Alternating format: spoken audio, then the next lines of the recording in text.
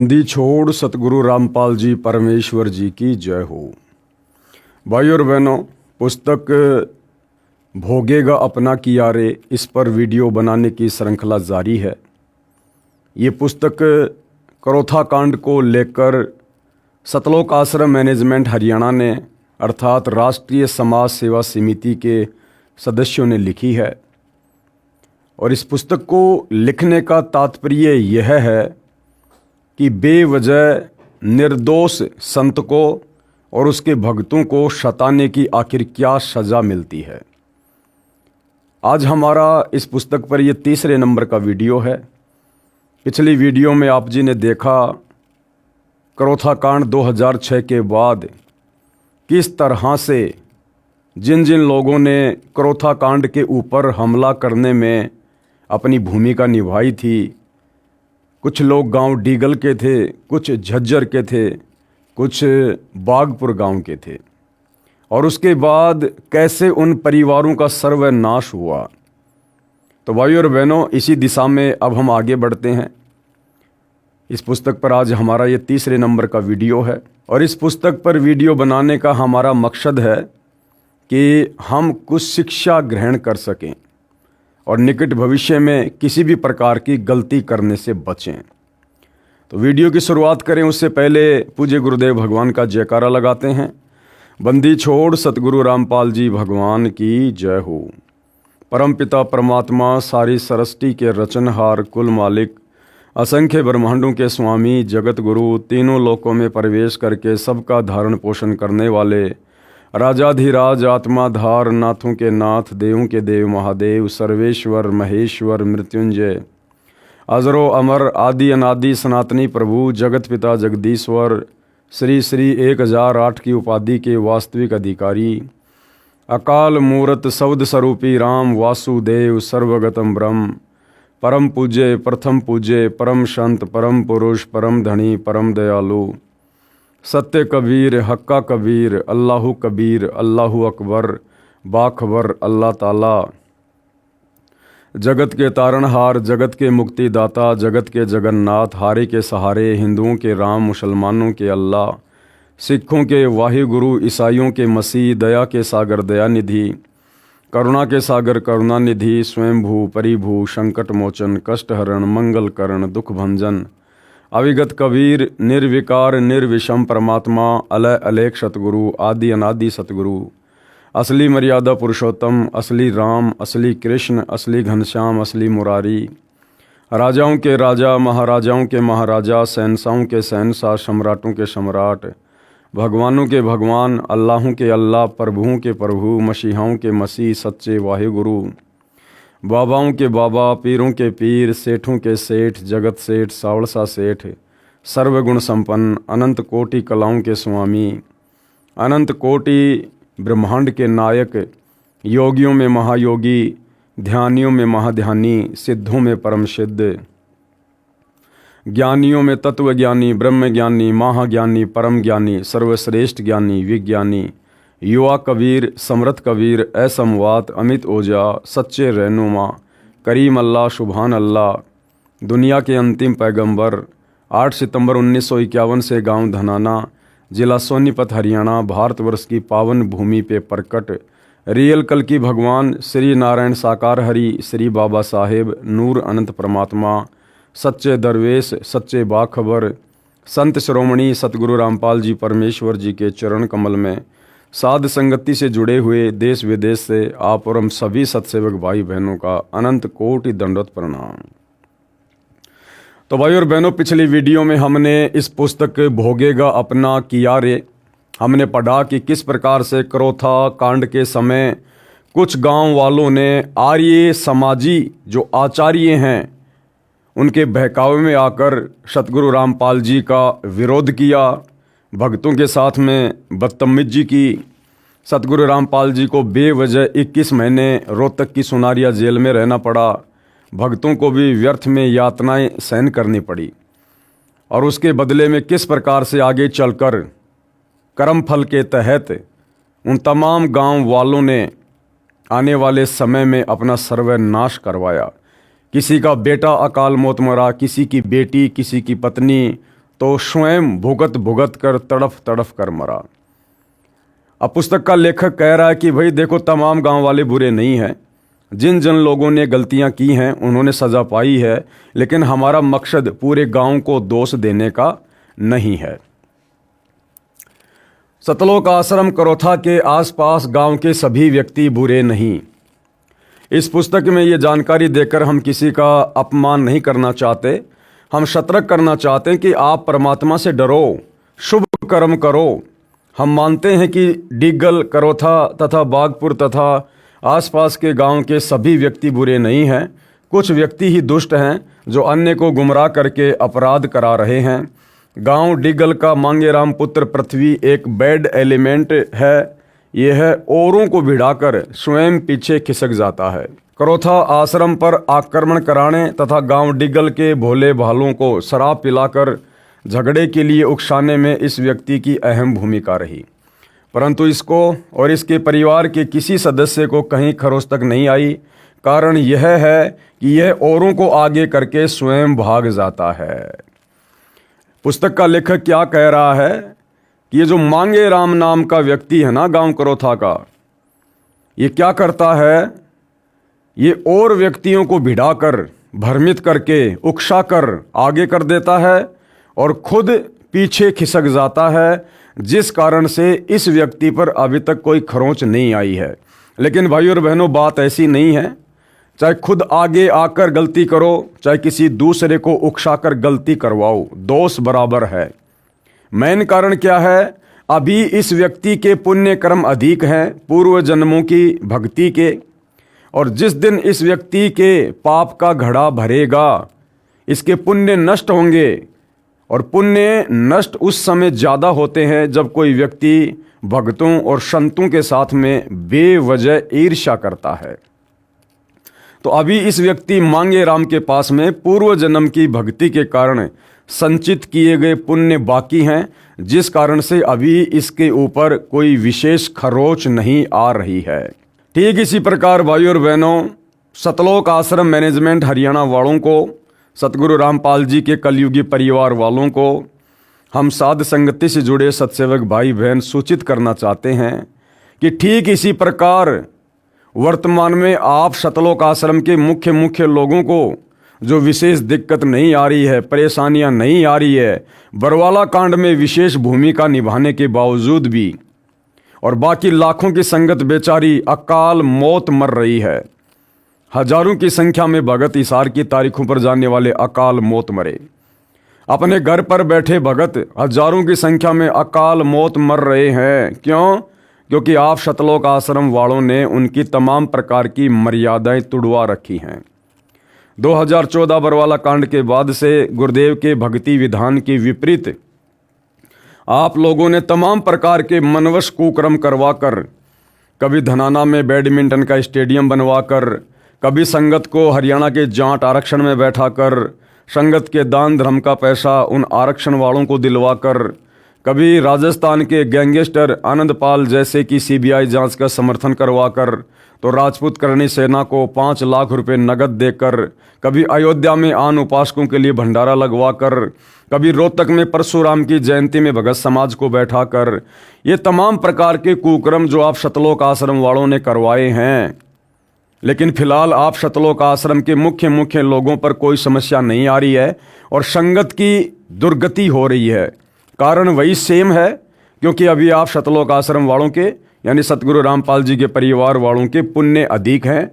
मर्यादा तो हालांकि सबकी टूटी हुई है, आश्रम वालों की भी, गुरुदेव के परिवार वालों की भी और नादान संगत की भी। लेकिन भाई जिसकी बैटरी चार्ज है, गुरुदेव भगवान कहते हैं वो चाहे कितने खोटे कर्म क्यों ना करो, उसको खरोंच भी नहीं आएगी।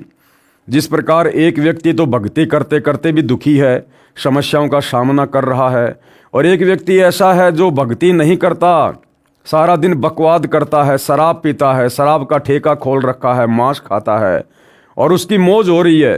क्यों? क्योंकि अभी उस व्यक्ति के पुण्य ज़्यादा हैं पूर्व जन्मों के, और जिस दिन उसके पाप कर्म उजागर होंगे, पुण्य समाप्त होंगे, फिर देखना उनकी दुर्गति कैसे होगी। तो सतलोक आश्रम मैनेजमेंट हरियाणा वाले, सतगुरु रामपाल जी के परिवार वाले जो वर्तमान में काल प्रेरणा से आप और हमें बड़े सुखी नज़र आ रहे हैं। सारे उल्टे कर्म करते करते भी ये लोग मौज मस्ती करते हुए नज़र आ रहे हैं। इन्हें लगता है कि हमारा तो बाढ़ भी वाक़ा नहीं हो रहा। लेकिन भाई और बहनों, जिस प्रकार से उस मांगे राम व्यक्ति के साथ में आगे जो बनेगी, जब उसके पाप कर्म उजागर होंगे, पुण्य खत्म होंगे, ठीक उसी प्रकार से आप लोग भी संत के भक्तों की मर्यादा तोड़वाने के दोषी बन चुके हैं। और इस दोष की आगे चल के आप भाई बहन क्या सज़ा भुगतेंगे, ये परमात्मा का भक्ति विधान ही डिसाइड करेगा। तो क्या कहा जा रहा है, इस व्यक्ति की अहम भूमिका रही, परंतु इसको और इसके परिवार को किसी सदस्य को कहीं खरोच तक नहीं आई। कारण यह है कि यह औरों को आगे करके स्वयं भाग जाता है। प्रत्येक गांव से आश्रम की दूरी लगभग 2 किलोमीटर से अधिक है। डिगल गांव से 4 किलोमीटर दूर है। आप जी को आश्रम के संत तथा भक्तों से क्या परेशानी थी? किसी सिरफिरे व्यक्ति की बातों में आकर आप जी ने जुल्म किया, उसकी हानि उठा रहे हो। विवेक से कार्य करना चाहिए। जिन भाग्यवानों ने संत रामपाल जी महाराज के बताए भक्ति मार्ग को स्वीकार किया, उनको कितना लाभ हुआ, पढ़िए इसी पुस्तक के पेज नंबर 47 पर आगे। अब आगे क्या लिखा जा रहा है, डिग्गल गांव के तथा अन्य सर्व भगत सुखी। गांव डिग्गल में जितने भी आश्रम के भगत हैं, सर्व सुख से बसे हैं। भगत सुरेश दास पाना गांजा गांव डिग्गल का उदाहरण भी प्रत्यक्ष है। यह स्वयं शराब पीता था, नालियों में गिरा रहता था। इसकी धर्मपत्नी यशवंती को दौरे पड़ते थे। सुरेश ने शराब त्याग दी, वह देवता बन गया। बहन यशवंती पत्नी सुरेश उसी समय से स्वस्थ हो गई। परमात्मा का कमाल देखिए कि भगत सुरेश के दोनों लड़के दिल्ली पुलिस में एक ही समय की भर्ती में नौकरी लग गए। एक पैसा नहीं लगा। गांव वालों ने कहा कि कितने रुपए दिए रिश्वत के?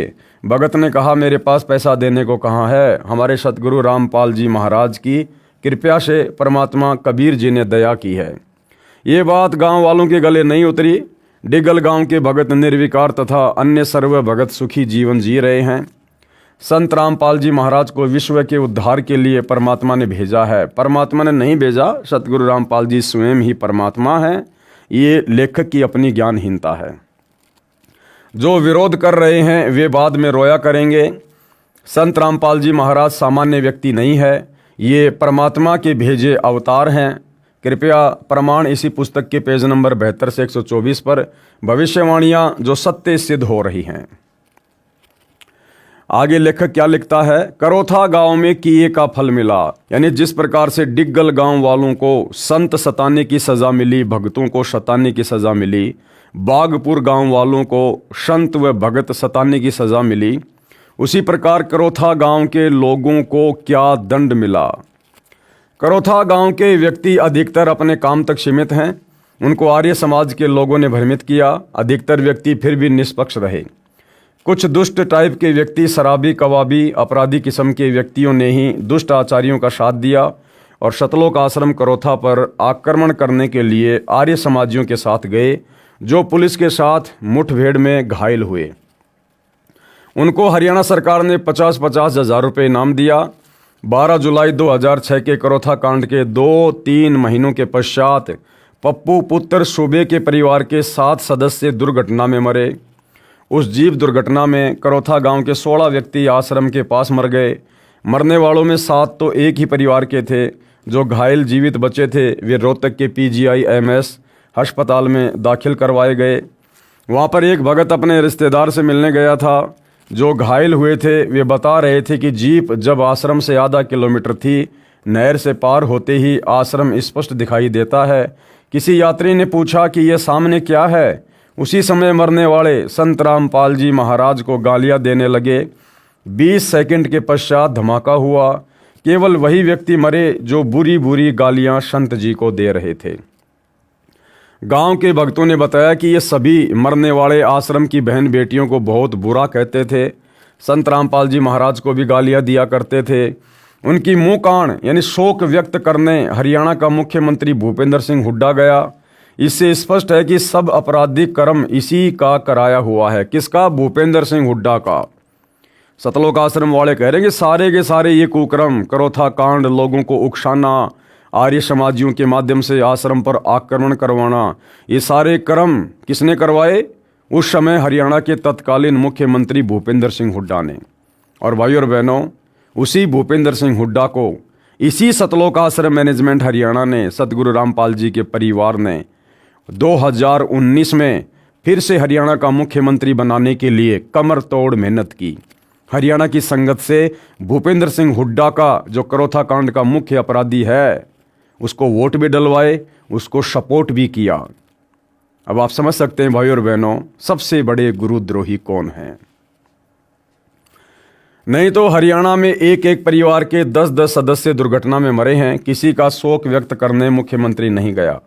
तो उस दुर्घटना में घायल हुए थे, उनमें से एक भोगल नाम का अपराधी तो पागल हो गया, पैर खराब हो गए, 2.5 वर्ष तक भुगत कर मरा। करोथा गांव का एक नसीन नाम का नाई भी आश्रम के संत तथा भक्तों को बहुत गालियां देता था, उसी दुर्घटना में टांग के चोट लगी, 2.5 वर्ष भुगत कर मरा। गांव करोथा का एक हरिचंद पुत्र लालचंद, जो छुडानी आश्रम के महंत का विशेष चेला था, भक्तों तथा संतों को बहुत गालियां देता था, उसका सतीश नाम का बेटा उसी दुर्घटना में घायल हुआ, कोमा में चला गया, एक हाथ एक पैर काम छोड़ गया, फिर भुगत कर मरा। इस व्यक्ति ने आश्रम के प्रति बहुत गलत आरोप लगाए थे तथा लोगों को जैली गंडासे लेकर आश्रम पर आक्रमण करने के लिए लाउड स्पीकर लगाकर प्रेरित किया था। इसको छुड़ाने के अवधूत आश्रम के महंत से पैसे तथा प्रोत्साहन मिला था। इसने कढ़ाई चढ़ाकर बदमाशों को लड्डू जलेबी खिलाई थी। इसके पश्चात गांव करोथा में कहर का सिलसिला शुरू है। नंबर 1, राजेश उर्फ कचरा पुत्र सुबे नाम का करोथा गांव का व्यक्ति 12 जुलाई 2006 के करोथा कांड में आक्रमणकारी था। इस दुष्ट व्यक्ति ने दिल खोलकर पाप किया, आर्य समाजियों से रुपयों में बिक गया, गांव के भोले भाले नौजवानों को बहकाकर आश्रम पर आक्रमण करने गया था। आश्रम के भक्तों के घरों को आग लगाने के लिए करोथा के व्यक्तियों को उकसाया था और भी घने भक्तों को पेशी के दौरान रोहतक पीटा करता था। संत रामपाल दास जी महाराज तथा भक्तों पर सन 2006 में बनाए गए झूठे मुकदमों में झूठा गवाह भी था। क्या कह रहा है लेखक? लेखक कह रहा है कि इस व्यक्ति ने संत रामपाल जी के भक्तों को बहुत ज़्यादा मारने और पीटने के लिए लोगों को उकसाया। जब भगत तारीखों पर जाते थे उनको मारते थे, पीटते थे। और क्या किया था? और इसने संत रामपाल जी के मुकदमों में झूठी गवाही भी दी। तो भाई सतलोक आश्रम वालों, जो शिक्षा तुम इन गांव वालों को दे रहे हो, क्या तुम्हारे ऊपर लागू नहीं है? मुझ पवन दास की 12 अगस्त 2025 की इसार कोर्ट की तारीख पर मेरे साथ गए 2 भक्तों को आप सतलोक आश्रम वालों ने, सतलोक आश्रम के मीडिया प्रभारी चांद राठी ने गुंडे भेजकर सतलोक आश्रम धनाना से, जिनका मुखिया था बसंत सैनी गांव गांद्रा जिला रोहतक वाला, जो सतलोक आश्रमों में सारनाम देता है, क्या आप लोगों ने उन भक्तों की बेवजह पिटाई नहीं करवाई?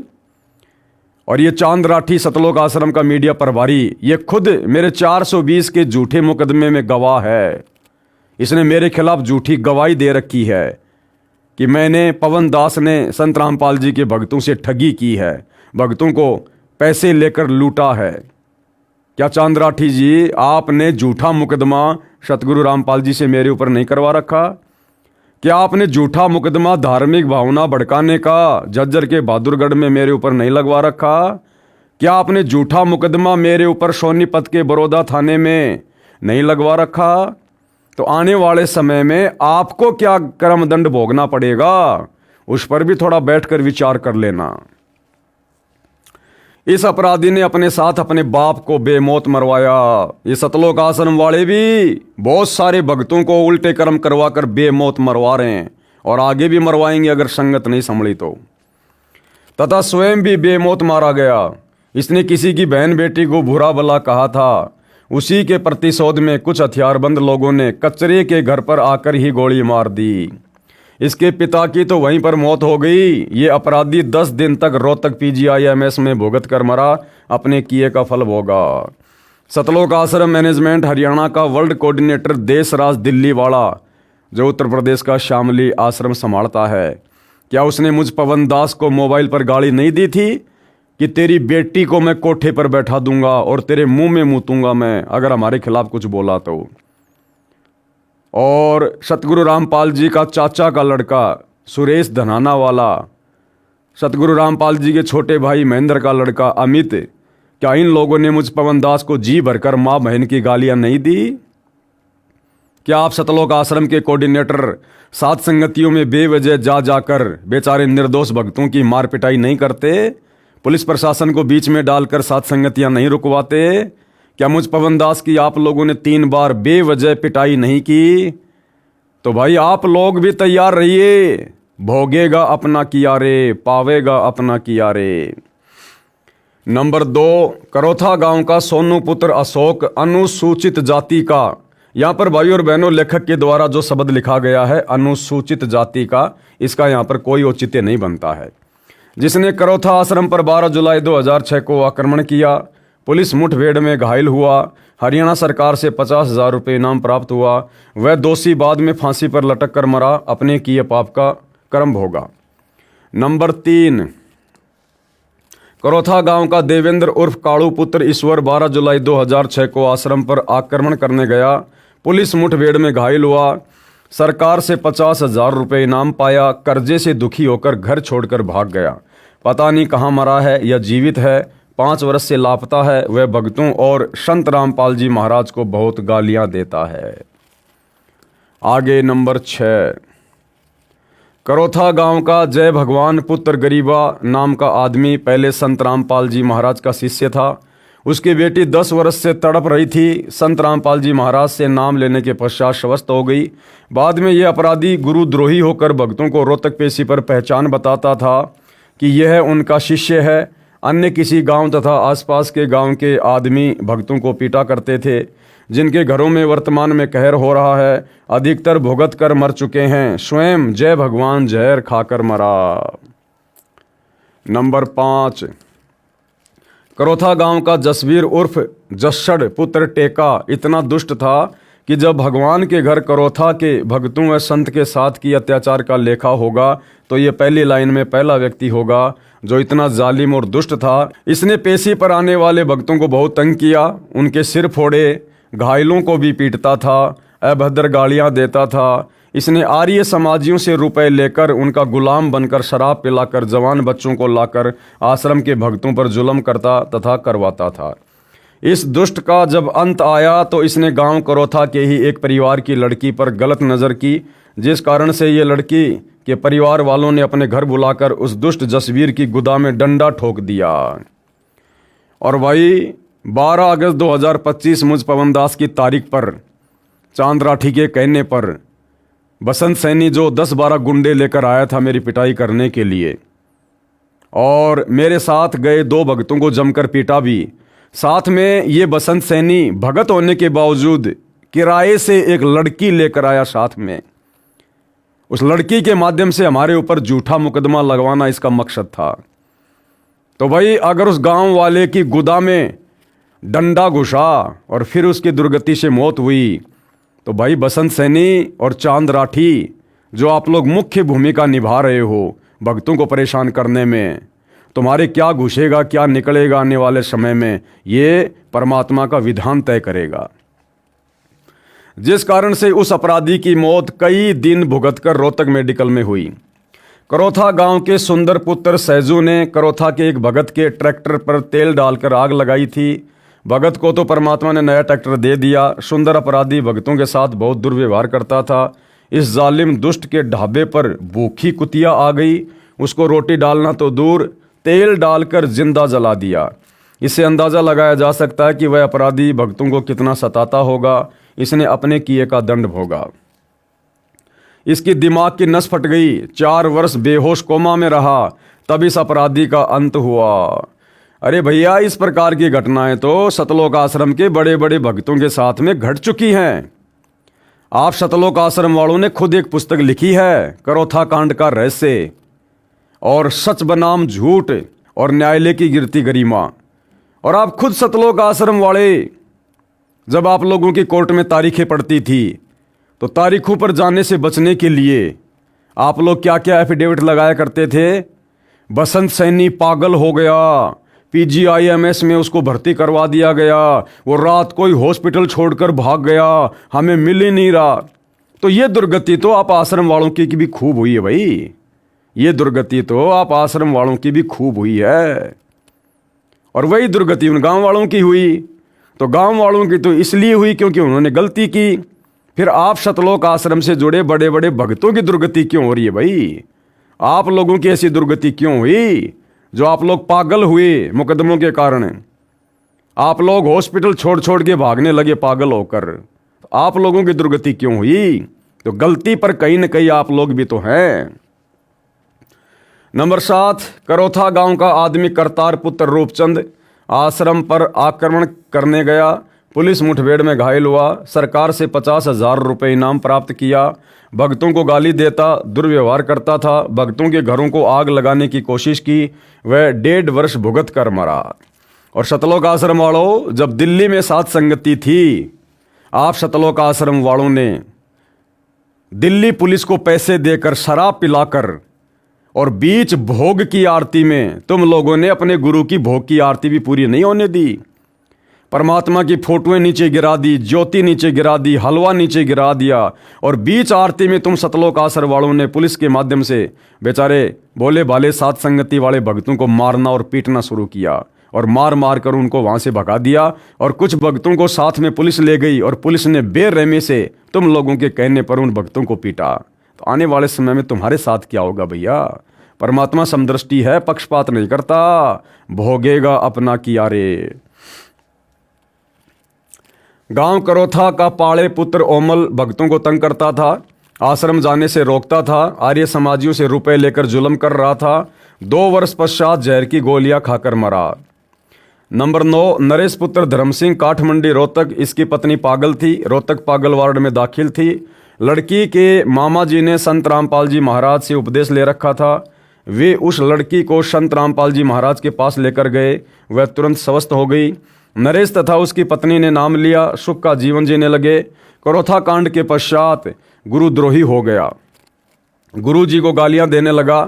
पाखंडी मधु परमहंस रांजड़ी जम्मू वाले नकली संत से नाम ले लिया। 2 वर्ष पश्चात किसी के घर चिनाई का कार्य करने गया था, छत से गिरकर मर गया। करोथा गांव जिला रोहतक में 10-15 दिन में मौत हो जाना आम बात है। जिला रोहतक के करोथा गांव में मौत का कहर शेष पढ़ें 166 नंबर पेज पर। अब इसके बाद भाई और बहनों दूसरा गांव है गांव बरहाना में मौत का कहर।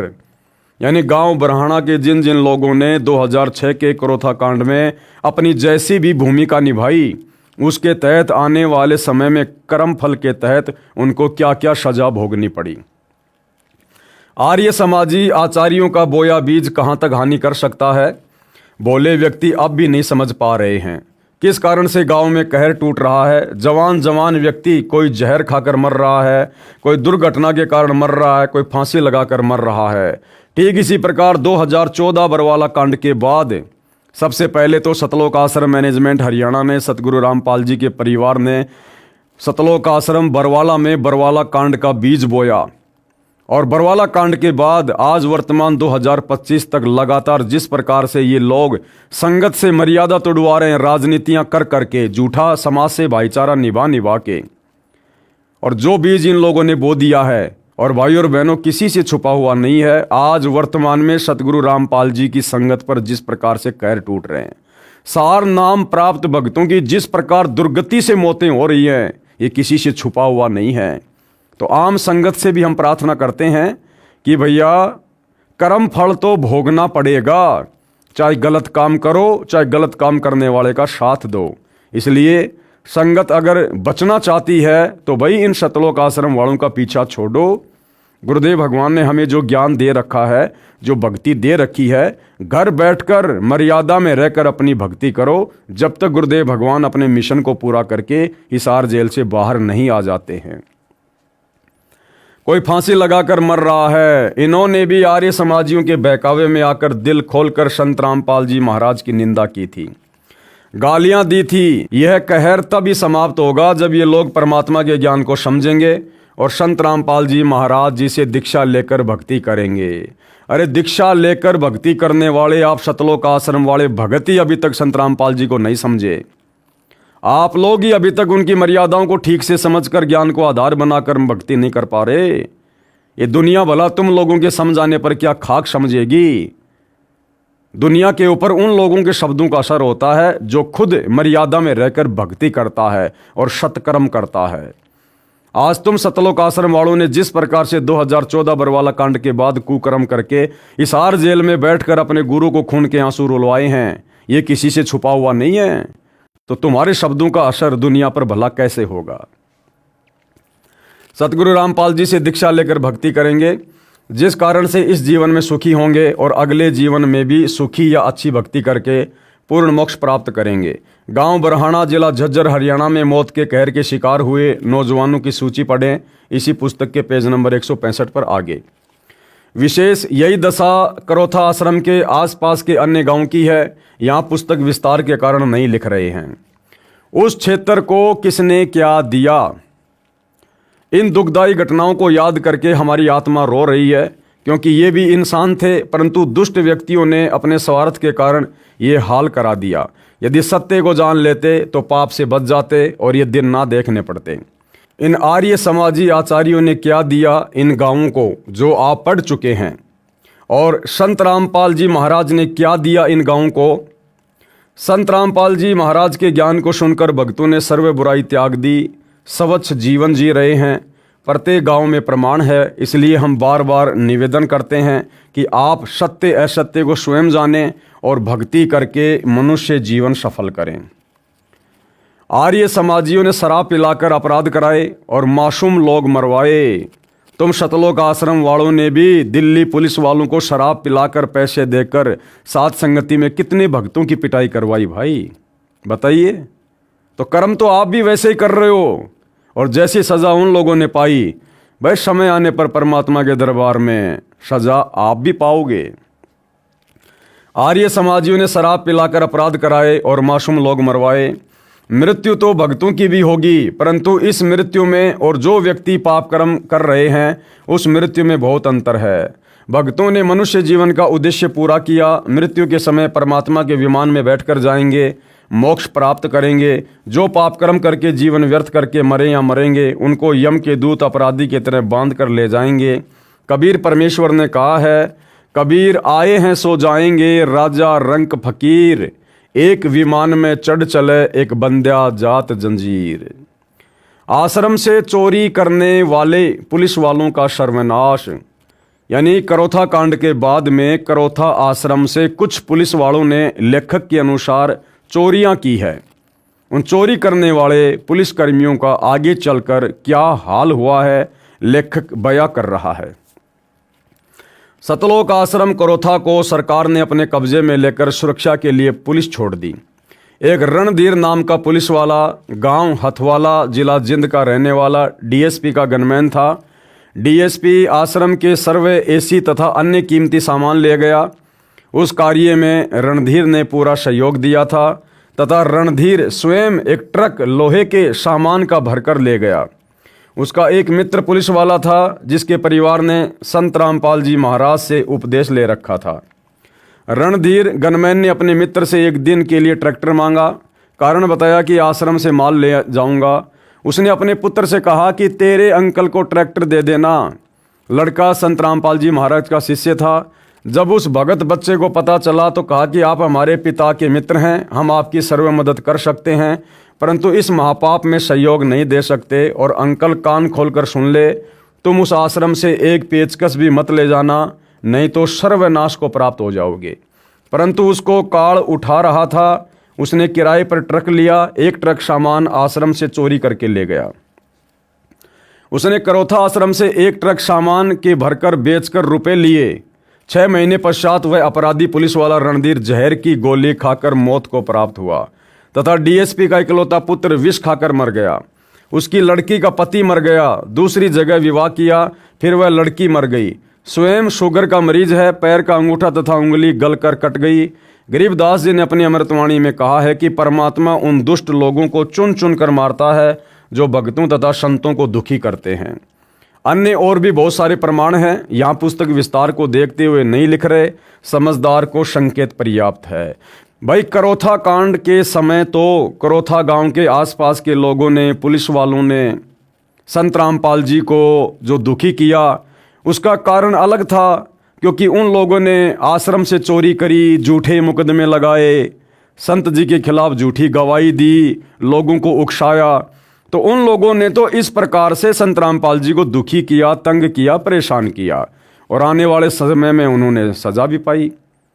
अब 2014 बरवाला कांड में सबसे बड़ी भूमिका सतलोक आश्रम मैनेजमेंट हरियाणा की।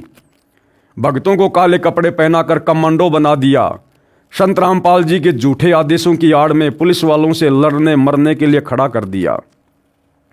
और 2014 बरवाला कांड के बाद से संत रामपाल जी की तमाम मर्यादाओं को तुड़वाते हुए आज संगत को संत रामपाल जी से कोसों दूर कर दिया है।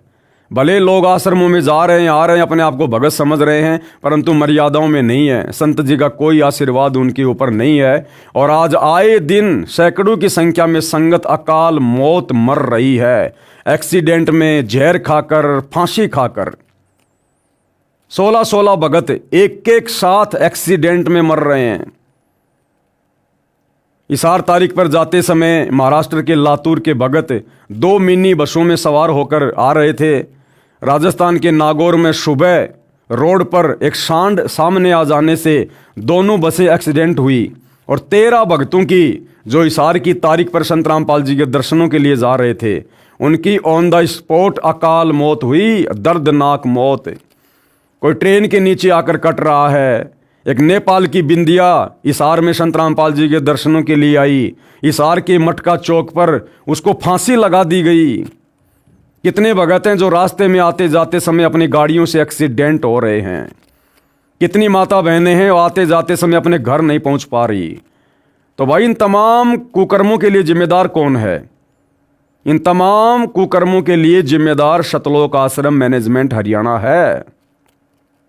और वर्तमान में इसार जेल से जो विशेष संदेश आ रहे हैं, सतगुरु रामपाल जी इन आश्रम वालों के कुकर्मों को देख देख कर रो रो कर संदेश दे रहे हैं, रो रो कर कि नालायको, तुम तो जगत वालों से भी गए गुजरे हो गए, जगत वालों से भी।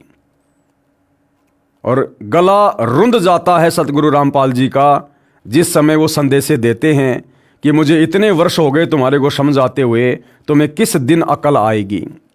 तुम्हें जरा सा सुख होता है और तुम पक्के एजेंट काल के बन जाते हो। उसके बावजूद भी आश्रम वाले कुकर्म करने से बाज नहीं आ रहे। तो भाई और बहनों, अभी भक्तों की बैटरी थोड़ी चार्ज है, लेकिन परमात्मा से पंगा बहुत महंगा पड़ता है। आने वाले समय में भोगेगा अपना किया रे। अब आगे गुरुदेव भगवान क्या कह रहे हैं। श्री कृष्ण जी मथुरा त्याग कर द्वारिका में बसे। क्यों बसे? मथुरा के आसपास के लोगों से दुखी होकर, परेशान होकर अंत में श्री कृष्ण जी ने मथुरा छोड़ दिया और द्वारिका जाकर बसे। तो लेखक कहना चाहता है कि इसी प्रकार करोथा गांव के आसपास के लोगों से दुखी होकर सतगुरु रामपाल जी को भी रोहतक में अलग थलग रहना पड़ा, सुनारिया जेल में। और पीछे से गांव वालों ने फिर जैसा किया था उसका कर्म फल भी भोगा। श्री कृष्ण जी मथुरा त्याग कर द्वारिका में बसे। श्री कृष्ण जी का जन्म मथुरा के राजा कंस की जेल में हुआ। जन्म से ही दुश्मनों की लाइन लग गई थी। मामा कंस, चाणूर, शिशुपाल, जरासिंध, काल्यवन आदि ने श्री कृष्ण जी के साथ अनेकों जुल्म किए, जिस कारण से महात्मा कृष्ण जी और नरसंहार न हो, इस उद्देश्य से मथुरा त्याग कर रातों रात अपने सर्व परिवार तथा सेना लेकर मथुरा से लगभग 1500 किलोमीटर दूर द्वारिका में बसे। द्वारिका समुद्र में एक बहुत बड़ा टापू था। श्री कृष्ण जी किसी को मारने के लिए नहीं जन्मे थे, वे जीव का उद्धार करना चाहते थे। भैया श्री कृष्ण जी के पास में कौन सा उद्धार करने की जड़ी बूटी थी? उनको काल ने स्पेशल विष्णु का अवतार बनाकर महाभारत के युद्ध में उसके माध्यम से विशेष भूमिका अदा करने के लिए करोड़ों लोगों को मरने और मरवाने के लिए तो भेजा था। और श्री कृष्ण जी किसका उद्धार करने आए थे? क्या उनका खुद का उद्धार है क्या?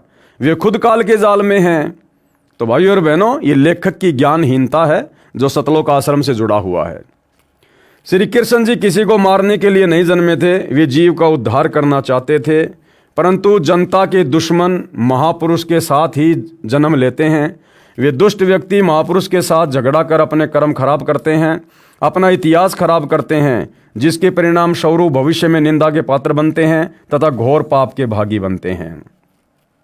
ठीक है भाई, लेखक के अनुसार किसी महापुरुष के साथ में दुष्ट व्यक्तियों का भी जन्म होता है और वे दुष्ट व्यक्ति आगे चलकर अपने कर्म बिगाड़ते हैं, फिर महापाप के भागी बनते हैं।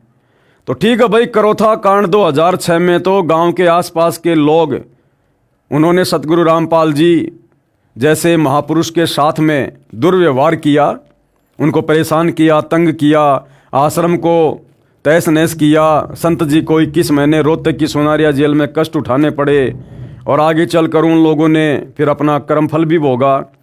लेकिन भाई 2014 बरवाला कांड, जरा उस पर भी एक नज़र डाल लो। अरे 2014 के बरवाला कांड में भाई ना तो डिग्गल गांव के लोगों की कोई भूमिका, ना बागपुर वालों की, ना करोथा वालों की, ना झज्जर वालों की, ना आर्य समाजियों की, ना उनके आचार्यों की, ना किसी धर्मगुरु के, ना किसी राजनेता की।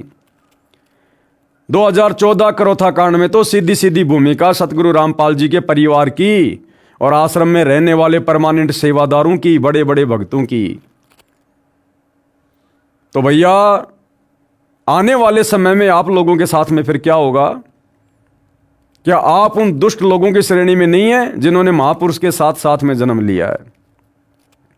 और ये बात भाई और बहनों दास आपको बहुत बार क्लियर कर चुका है कि ये काल, ये भी कोई छोटी मोटी शक्ति नहीं है। ये परमात्मा के आसपास ही अपने दूतों को पैदा करता है, जन्म देता है, चाहे उस कुल में, उस परिवार में उनके भाई के रूप में, चाहे बेटा बेटी के रूप में, चाहे रिश्तेदारों के रूप में। जब परमात्मा ने 650 साल पहले अपने मार्ग को चलाया तो काल ने कमाल नाम के लड़के को भेज दिया और वही कमाल आगे चलकर गुरुद्रोही हुआ, जिसको सतगुरु ने अपने बच्चे की तरह पाला पोसा, अपने साथ में रखा।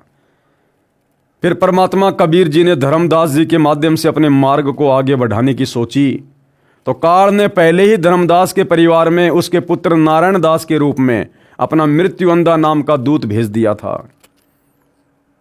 इसी प्रकार भाई और बहनों, जब गरीबदास जी आए तो भी विशेष तौर पर लोगों ने उनकी बातों को स्वीकार नहीं किया। नानक जी के दोनों बेटे अंत में उनके दुश्मन हो गए, अलग से उन्होंने अपना पंथ शुरू कर दिया। और जब 8 सितंबर 1951 को पुणे सतगुरु रामपाल जी धरती पर आए तो साथ साथ काल ने उनके भाई के रूप में अपना दूत भेज दिया, उनके दोनों बेटों के रूप में आगे चलकर अपने दूत भेज दिए, उनके रिश्तेदारों के रूप में अपने दूत भेज दिए। और बरवाला कांड 2014 में इन्हीं लोगों की मुख्य भूमिका रही है भक्तों से अपने भगवान को दूर करवाने की। और वो निरंतर कोशिश आज भी जारी है। 2025 तक सतगुरु रामपाल जी के भक्ति विधान में गंदगी फैलाकर, मर्यादा तुड़वाकर भक्तों को भगवान से कोसों दूर करवाने की। तो भाई आने वाले समय में भोगेगा अपना किया रे। श्री कृष्ण भगवान के मथुरा से चले जाने के पश्चात वहाँ के जालिम लोगों ने अपनी विजय मानी तथा लड्डू बांटे थे। आज इतिहास गवाह है कि श्री कृष्ण तो पूजे हुए तथा विरोधियों का नाम कितनी नफरत से लिया जाता है। ठीक ये इतिहास करोथा कांड करके कुछ दुष्ट लोगों ने दोहरा दिया। कलयुग में इन दुष्ट व्यक्तियों के नाम कंस रावण की श्रेणी में आएंगे, जिन्होंने संत रामपाल जी महाराज के साथ जुल्म करके करोथा आश्रम खाली करवा कर मिठाई बांटी थी। और वही बरवाला कांड करवाने में जिन जिन लोगों की भूमिका रही है, फिर उनका नाम कौन सी लिस्ट में आएगा आने वाले समय में? कंस वाली में या रावण वाली में? हरियाणा के मुख्यमंत्री भूपेंद्र सिंह हुड्डा का भी काला इतिहास बनेगा।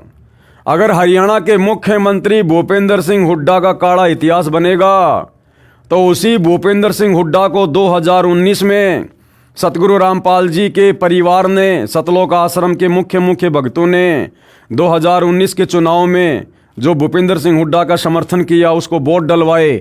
भैया साथ में उनका भी काला इतिहास लिखा जाएगा कि सतगुरु रामपाल जी के दोषी भूपेंद्र सिंह हुड्डा को सतगुरु रामपाल जी के परिवार के किन किन सदस्यों ने और किन किन भक्तों ने समर्थन किया। क्योंकि भगवान के दुश्मन का समर्थन करने वाला कौन? काल का दूत। तो आने वाले समय में सतगुरु रामपाल जी के परिवार का नाम भी इसी लिस्ट में होगा, जिस लिस्ट में भूपेंद्र सिंह हुड्डा का होगा। लेखक के अनुसार भूपेंद्र नाम से हुई घृणा, इसी तरह आने वाले समय में सतगुरु रामपाल जी के परिवार से भी लोगों को घृणा हो जाएगी। फिलहाल संगत की आंखें बंद हैं, लेकिन हमेशा नहीं रहेगी, कभी न कभी तो ज्ञान का प्रकाश होगा। और जिस दिन वो तत्व ज्ञान अंगड़ाई लेगा, यही संगत जो आज तुम्हारे झूठे आदेशों पर, झूठे पीले पर्चों पर एआई से बनाई गई सतगुरु रामपाल जी के नकली ऑडियो वीडियो पर विश्वास करके अंधी होकर तुम्हारे पीछे चल रही है, सारे कुकर्म कर रही है, अपनी मर्यादा तोड़वा रही है, साथ में जेल में बैठे अपने गुरु को दुखी कर रही है। आने वाले समय में जब इस संगत की बुद्धि ऑन होगी, सच्चाई का पता चलेगा, तो भैया तुम्हारे साथ में क्या होगा सतलोक आश्रम वालों। भूपेंद्र नाम से हुई घृणा। एक 12 वर्षीय लड़के ने 15 अगस्त 2013 को संत रामपाल जी महाराज से कहा कि गुरुदेव जी मेरा नाम बदल दो। संत जी ने पूछा कि वर्तमान में क्या नाम है। लड़के ने कहा भूपेंद्र। मैं इस कलंकित नाम को रखना नहीं चाहता, जिस नाम के व्यक्ति ने कंस से भी बढ़कर अत्याचार किया। ये कहकर बच्चे की आंखों में आंसू आ गए, क्योंकि 10 जुलाई 2006 को वह सत्संग सुनने के लिए अपनी माता तथा पिताजी के साथ करोता आश्रम में जा रहा था। डेगल गांव के कुछ दुष्ट लोगों ने उन तीनों को बुरी तरह से पीटा, बच्चे को छीनकर जमीन पर पटक दिया। वहीं पर पुलिस भी बहुत संख्या में खड़ी थी। जब पुलिस वालों से उसके पिता ने शिकायत की तो पुलिस वाले हंसने लगे। एक नेक पुलिस वाले ने कहा कि भगत वापस चला जा, ये सारा जुल्म मुख्यमंत्री भूपेंद्र करा रहा है, नहीं तो इनकी क्या मजाल, ये मुट्ठी भर लोग उधमस उतार दें। जुल्म कर रहे हैं, हमारी आत्मा भी रो रही है। आपसे पहले तो इन्होंने बहुत सी बहन बेटियों के साथ सरेआम अभद्र बर्ताव किया है, उनके आभूषण भी छीन लिए, किराए के पैसे भी नहीं छोड़े, रोते हुए जान बचाकर भागे हैं। उस दिन से उस बच्चे को ये बात घर कर गई थी। उस दिन से वो रोते हुए घर चले आए थे। संत जी के जेल से आने के पश्चात ही मिल पाए थे। संत रामपाल जी महाराज ने कहा बेटा, नाम बुरा नहीं होता, काम बुरा होता है। अपराधी से नफरत नहीं करनी चाहिए, अपराध से नफरत करनी चाहिए। जो जैसा करेगा उसका फल परमात्मा अवश्य देगा। अपना किया भोगना पड़ता है। ऐसे अत्याचार की कथा सुनकर कलेजा मुंह को आता है। क्या भूपेंद्र सिंह हुड्डा तथा ऐसे जालिम व्यक्ति सुखी रह सकेंगे? कभी नहीं। भगवान के घर देर है अंधेर नहीं। तो सतलोक आश्रम वाले क्या लिख रहे हैं भाइयों और बहनों, कि सतगुरु रामपाल जी ने उस बच्चे से किया कि बेटा अपराधी से नफरत मत करो, अपराध से नफरत करो, और किसी के साथ लड़ाई झगड़ा नहीं करना। समय आने पर अपना किया अवश्य भोगेंगे। फिर भैया मुझ पवन दास का मुकदमा हिसार कोर्ट में चल रहा है। समय आने पर जज इंसाफ करेगा कौन सही है कौन गलत है। फिर तुम सतलोक आश्रम वाले गुंडों की भांति मुझ पवन दास पर हमला क्यों करते हो? जान से मारने की कोशिश क्यों करते हो भाई? अपने गुरु की बातों पे अमल करो ना। आर्य समाजियों का हथियार उन्हीं पर चला। ऐसे ही इन सतलोक आश्रम वालों के हथियार जो वर्तमान में ये यूज कर रहे हैं घटिया तरीके, ये इन्हीं के ऊपर चलेंगे, इन्हीं के ऊपर। आर्य समाजियों का हथियार उन्हीं पर चला। 12 मई 2013 को फिर से जुल्म किया गया। परमात्मा ने ऐसी माया फेरी जो मुख्यमंत्री भूपेंद्र सिंह आर्य समाजी अपने ग्रुप के व्यक्तियों आचार्यों को पूरा सहयोग देकर आश्रम के अनुयायियों को परेशान किया करता था। उसी का सुदर्शन चक्कर उसी पर चल गया। 18 फरवरी 2013 को श्री भूपेंद्र सिंह हुड्डा मुख्यमंत्री हरियाणा को पता चला कि सर्वोच्च न्यायालय ने करोथा आश्रम ट्रस्ट को सौंपने के आदेश दे दिए। उसके पश्चात अपने साजंदों आचार्यों को फिर से तैयार किया।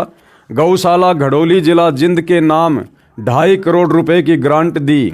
उस ग्रांट को देने का उद्देश्य था कि किराए पर बदमाश लाए जाएं, क्योंकि आसपास के व्यक्ति समझ गए थे कि संत रामपाल जी महाराज व उनके भगत बुरे नहीं हैं, इसलिए इनको आसपास की जनता का सहयोग नहीं मिल रहा था। अपने षड्यंत्र के अनुसार 12 मई 2013 को करोथा आश्रम पर आक्रमण करने की योजना बनाई।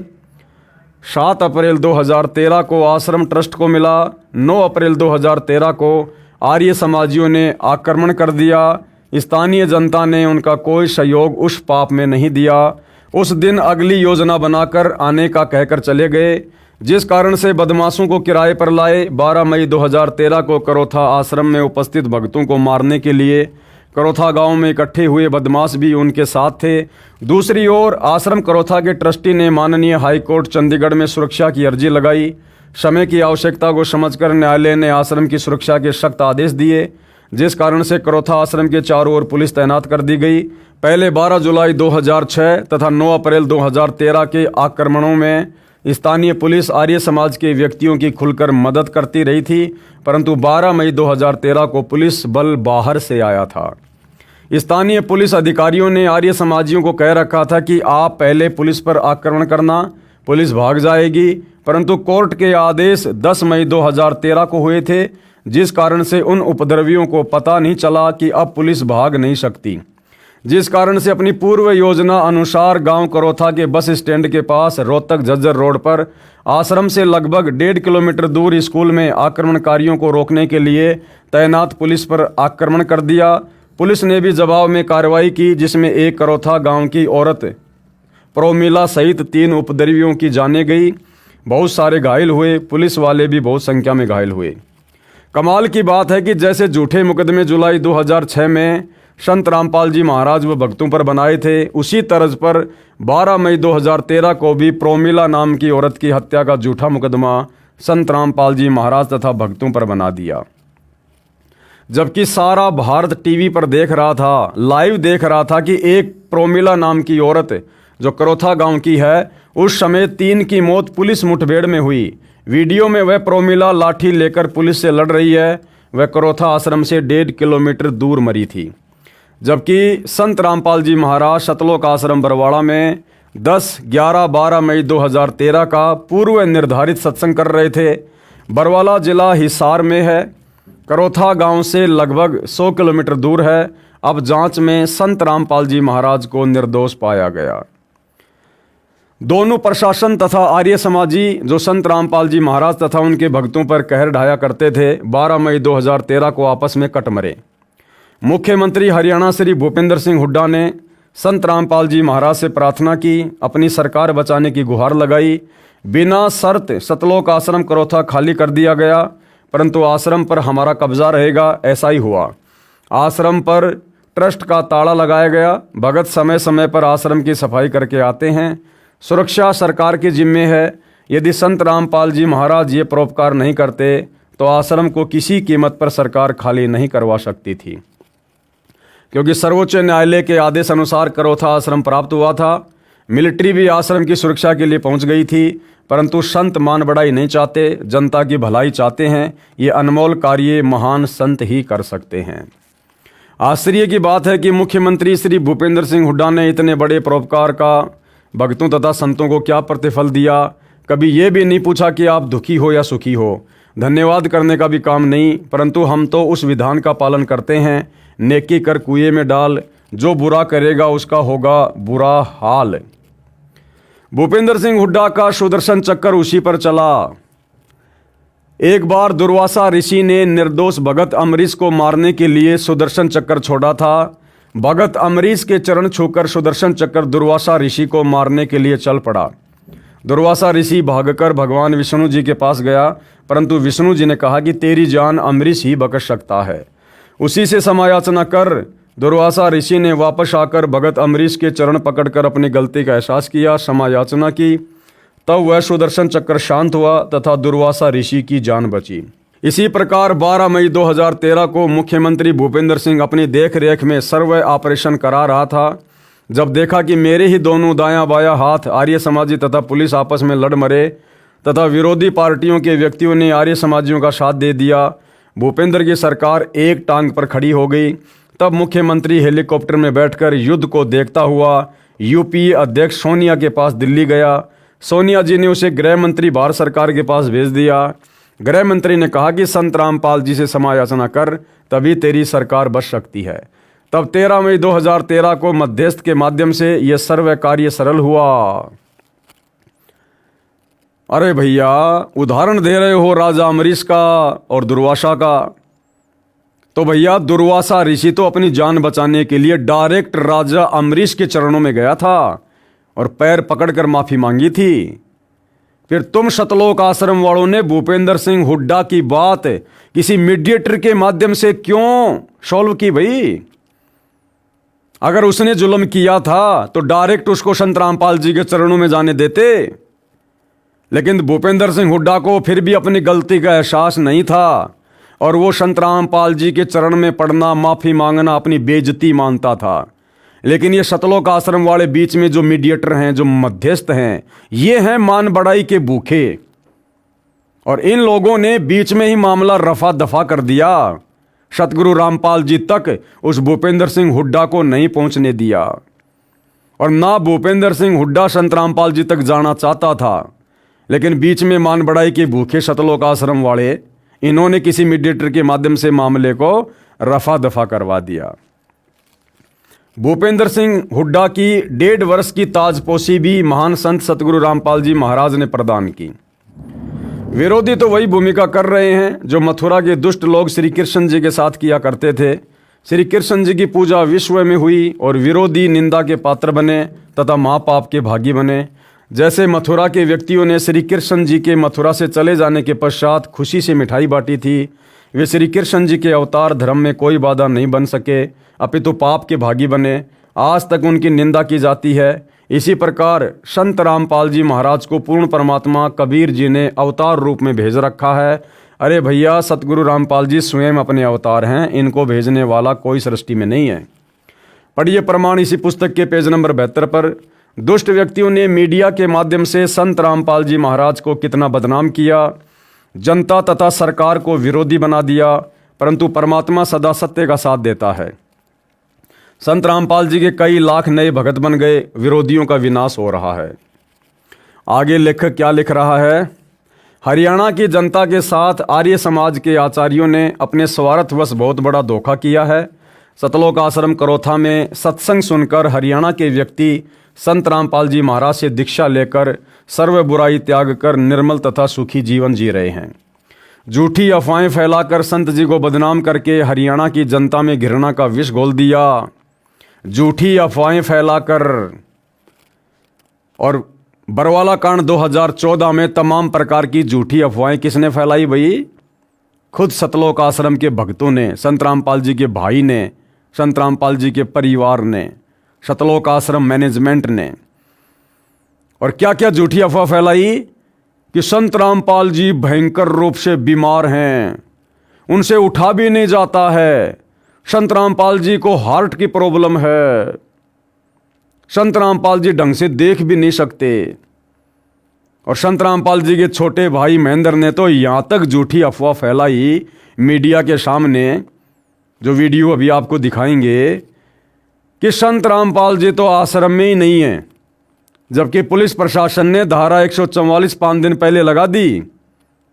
चिड़ी का बच्चा आश्रम से बाहर नहीं जा सकता। और संत रामपाल जी का छोटा भाई पूरे विश्व के सामने मीडिया के माध्यम से झूठ बोल रहा है, अफवाह फैला रहा है कि हमने परसों ही संत रामपाल जी को बाहर हॉस्पिटल में शिफ्ट कर दिया। अरे भैया, जमीन के अंदर ही अंदर से लेकर गए थे क्या, या आसमान से उड़ाकर लेकर गए थे? 5 दिन से तो धारा 144 लगी हुई थी, किसको मूर्ख बना रहे हो? तो ये तमाम प्रकार की झूठी अफवाहें खुद सतलोक आश्रम वालों ने फैलाई और पुलिस प्रशासन को आश्रम पर आक्रमण करने के लिए भड़काया। अब भाई, सतगुरु रामपाल जी का भाई अगर इस प्रकार का बेबुनियादी बयान देगा कि संत रामपाल जी आश्रम में नहीं है, तो पुलिस प्रशासन और क्या करेगा कि भाई फिर गए कहां संत रामपाल जी, कौन से रास्ते से गए? तो खुद पुलिस वालों को संत रामपाल जी के परिवार ने आश्रम पर आक्रमण करने के लिए उकसाया। ये देखिएगा छोटा सा वीडियो संत रामपाल जी के भाई महेंद्र का। और फिर पूरी दुनिया ने देखा, 2 दिन बाद में सतगुरु रामपाल जी उसी आश्रम से पुलिस वालों के साथ उनकी गाड़ी में बैठकर पंचकुला गए मोहाली मेडिकल करवाने के लिए। देखिएगा। हमारे साथ संत रामपाल जी के भाई महेंद्र दास भी मौजूद हैं। इनसे जानेंगे, महेंद्र दास जी, अचानक से हालात काफी बिगड़ते नजर आ रहे हैं, तो ऐसे तो काफी नुकसान होने की आशंका है। ऐसा हम तो शांतिपूर्ण तरीके से बैठे हैं, अपने आश्रम के अंदर हैं और ये बल प्रयोग करना चाहते हैं, हमें नाजायज तंग कर रहे हैं। लेकिन आश्रम के लोग भी जैसे टकराव की स्थिति में नजर आ रहे हैं, तो क्या कोई बीच का रास्ता नहीं निकल सकता?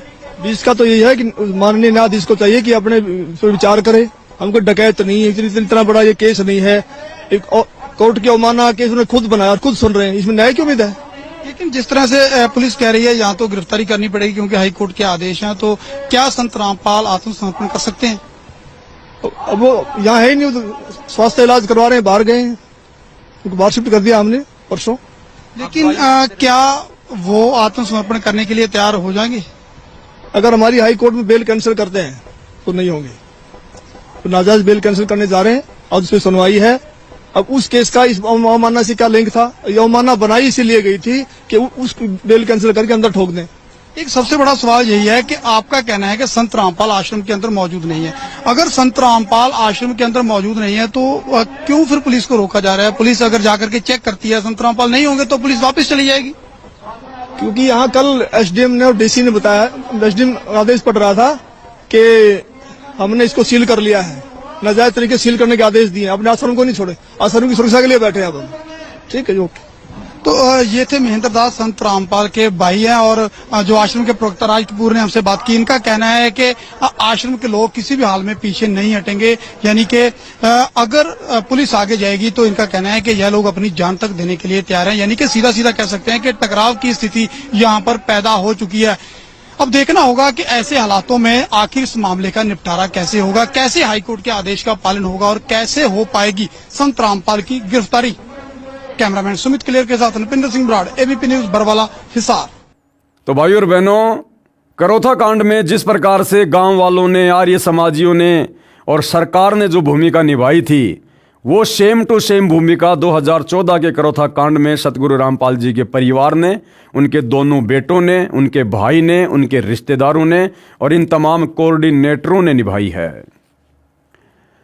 झूठी अफवाहें फैलाकर संत जी को बदनाम करके हरियाणा की जनता में घृणा का विष घोल दिया, जिस कारण से हरियाणा की जनता संत रामपाल जी महाराज से घृणा करने लगी और आश्रम में जाना बंद कर दिया।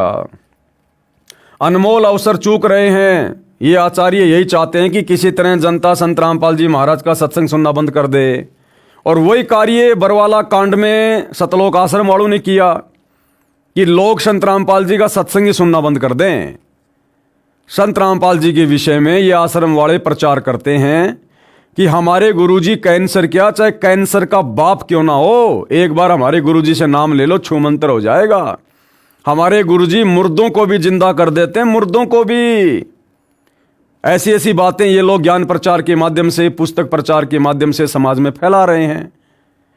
और बरवाला कांड में इन्हीं लोगों ने मीडिया के सामने दुनिया को यह भी संदेशा दिया कि आज की तारीख में हिंदुस्तान में संत रामपाल जी से बड़ा रोगी, बीमार आदमी दूसरा कोई नहीं है। एक छोटा सा वीडियो आपको दिखा देता हूं। उस समय सतलोक आश्रम के मीडिया प्रभारी राज कपूर का, जिसने साफ साफ मीडिया को कहा कि संत रामपाल जी की हालत बेड से उठने की भी नहीं है। डॉक्टरों ने सख्त मना कर रखा है, हार्ट के पेशेंट हैं, दिखाई भी ढंग से नहीं देता है संत रामपाल जी को। तो दुनिया ने वो वीडियो देखे मीडिया के माध्यम से। अब दुनिया इन बातों को सुनकर संत रामपाल जी का मजाक उड़ाएगी या उनके सत्संग सुनेगी कि एक तरफ तो यही भगत कहा करते थे कि हमारे गुरुजी कैंसर क्या, कैंसर के बाप को समाप्त कर देंगे, हमारे गुरुजी मुर्दे को जिंदा कर देते हैं, और आज इनके गुरु की ऐसी हालत हो रही है, खुद ये भगत कह रहे हैं।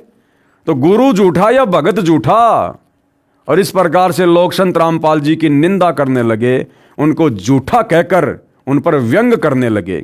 देखिए छोटा सा वीडियो। संत रामपाल जी महाराज के खिलाफ प्रशासन ने यदि कानून की आड़ लेके, न्यायालय का भय दिखा के यदि कोई उन्हें फंसाने का प्रयास किया, उन्हें गिरफ्तार करने का, बीमारी की हालत में प्रयास किया, तो हम अपनी जान देकर उसका विरोध करेंगे।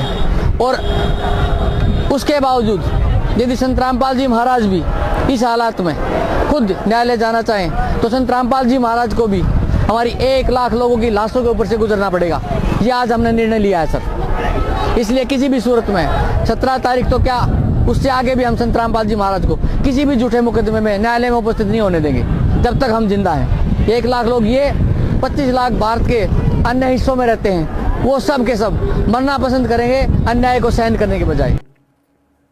तो भाई और बहनों, बताओ, जो भूमिका करोथा कांड के समय करोथा गांव वालों ने, आसपास के गांव वालों ने निभाई, प्रशासन ने निभाई, क्या वही की वही भूमिका 2014 बरवाला कांड में सतलोक आश्रम के भक्तों ने, सतगुरु रामपाल जी के परिवार ने नहीं निभाई? आप जियों की आंखों के सामने है। ये आचार्य यही चाहते थे कि किसी तरह जनता संत रामपाल जी महाराज का सत्संग सुनना बंद कर दे, जिससे महर्षि दयानंद के अज्ञान का पर्दाफाश न हो सके। परंतु दुष्ट आचार्यों ने 12 मई 2013 को जो पुनः आश्रम पर आक्रमण करके जनता के सामने स्पष्ट कर दिया कि कौन अच्छा है कौन बुरा है। अब हरियाणा के व्यक्ति भी दीक्षा लेकर अपना कल्याण करवा रहे हैं। दूर देश से आने वाले श्रद्धालुओं की तो गिनती ही नहीं है। 11 से 13 जून 2014 को कबीर परमेश्वर जी के प्रगट दिवस पर लगभग 1.5 लाख भगत सत्संग सुनने पहुंचे। 12 एकड़ जमीन में सतलोक आश्रम बरवाड़ा बना है। इसके अतिरिक्त 6 एकड़ जमीन 4 दिन के लिए उधार ली गई। तब संगत को बैठाया। दूसरी ओर विरोधियों का नाश हो रहा है। वो तो भैया समय आने पर अपना कर्मफल सभी भोगते हैं। आप लोग भी जो 2014 बरवाला कांड के दोषी हैं और 2014 से वर्तमान समय तक सतगुरु रामपाल जी की गैर हाजिरी में संगत की मर्यादा तुड़वा कर आप लोग जो और दोषी बन रहे हो, भाई समय आने पर कर्मफल तो आपने भी भोगने पड़ेंगे। आर्य समाजी आचार्यों के पाप का घड़ा भर गया। दयानंद मठ रोहतक पर नाजायज कब्जा किए बैठे आर्य समाजी आचार्यों के 2 गुट बन गए, एक दूसरे से लड़ रहे हैं। पुलिस ने बलदेव गुट की दयानंद मठ के अंदर ही अच्छी पिटाई की, क्योंकि 12 मई 2013 को इन्होंने पुलिस को बेरहमी से मारा था। इसी कारण से पुलिस पहले से ही खपा थी। उस दिन भी इन्होंने पुलिस पर पत्थर मारे थे। आर्य समाजी डर के मारे वृक्षों पर चढ़ गए, वहां से उतार कर पीटे। प्रत्यक्ष दृष्टा ने यह भी बताया कि आचार्य ब्रह्मानंद गाड़ी में घुस गया, वहां से डंडे की खोद मार मार कर पुलिस ने गाड़ी से निकाल कर पीटा। इस प्रकार इन दुष्ट व्यक्तियों पर परमात्मा का चक्कर चल पड़ा। इनकी उल्टी गिनती शुरू हो गई है। 80-85 वर्ष के बूढ़े आर्य समाजी आचार्य तथा शास्त्री की उपाधि वाले जनता को मरने मारने का पाठ पढ़ाते हैं, जबकि ऐसे वृद्ध तो बच्चों को झगड़ा करने से रोकते हैं।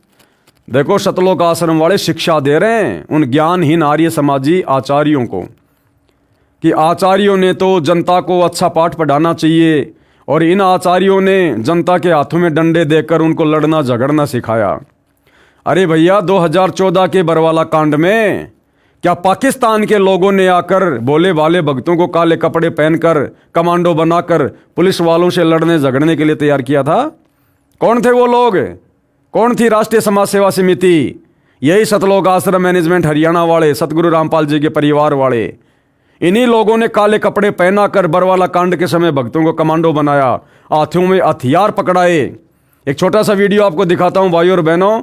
सतलोक आश्रम के एक अन्य मीडिया प्रभारी राहुल का, जो कि सतलोक आश्रम में जिस समय सतगुरु रामपाल जी सत्संग किया करते थे, वो सत्संगों को रिकॉर्ड करने की सेवा किया करता था।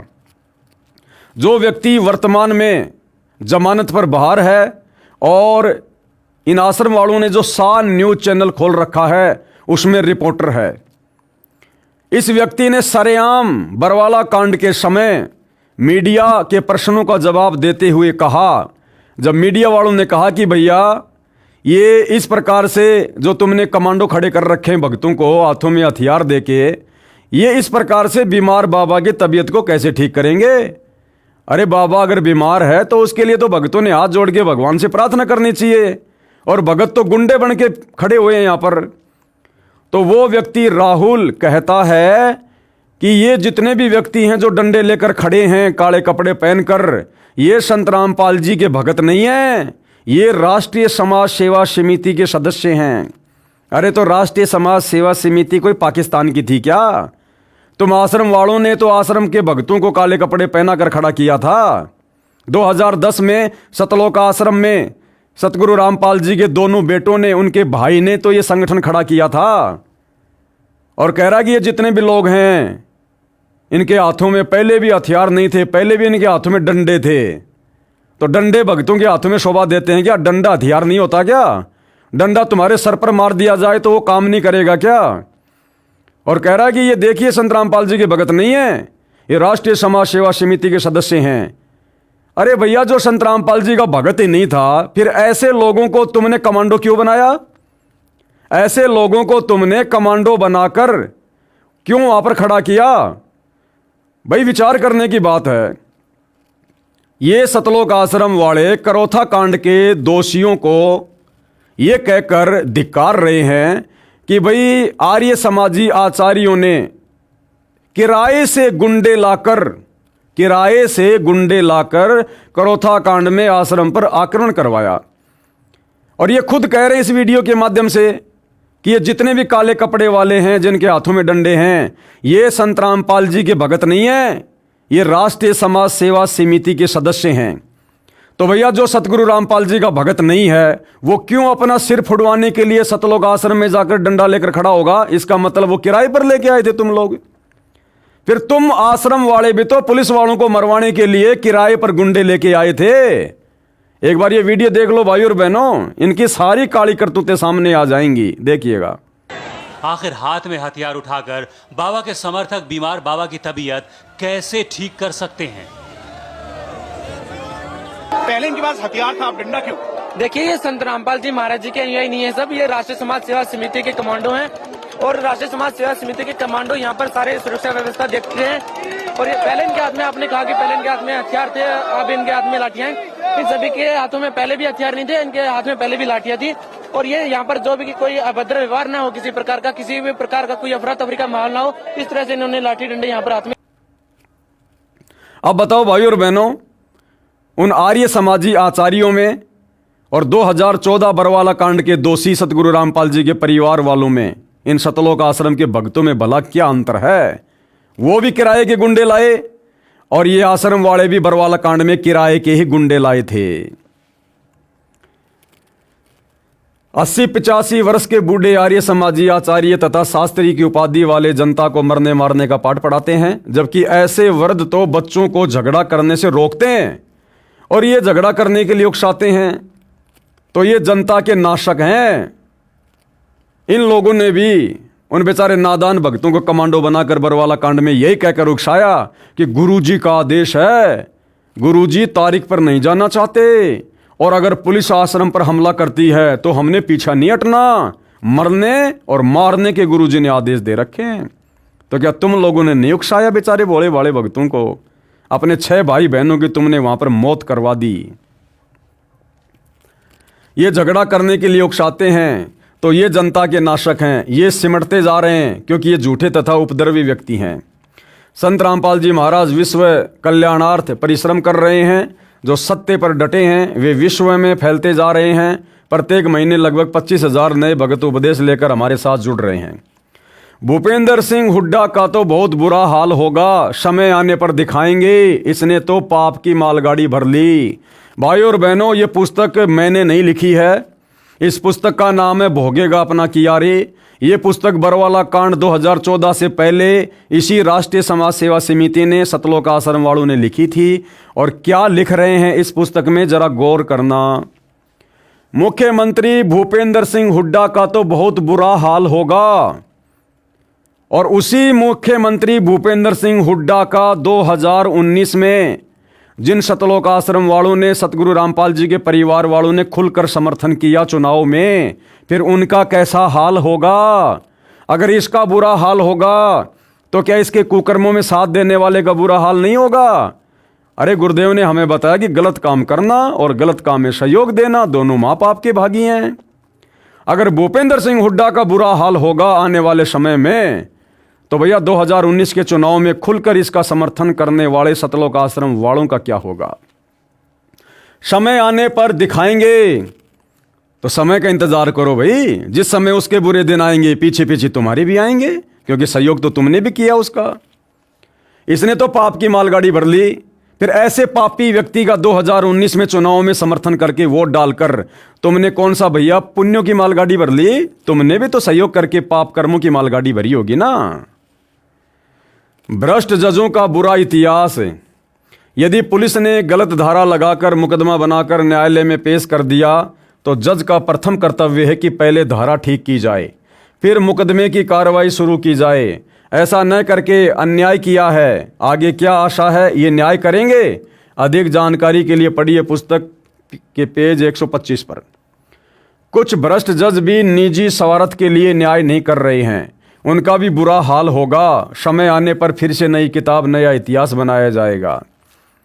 महर्षि दयानंद के पाप का घड़ा भरा, भुगत कर मरा।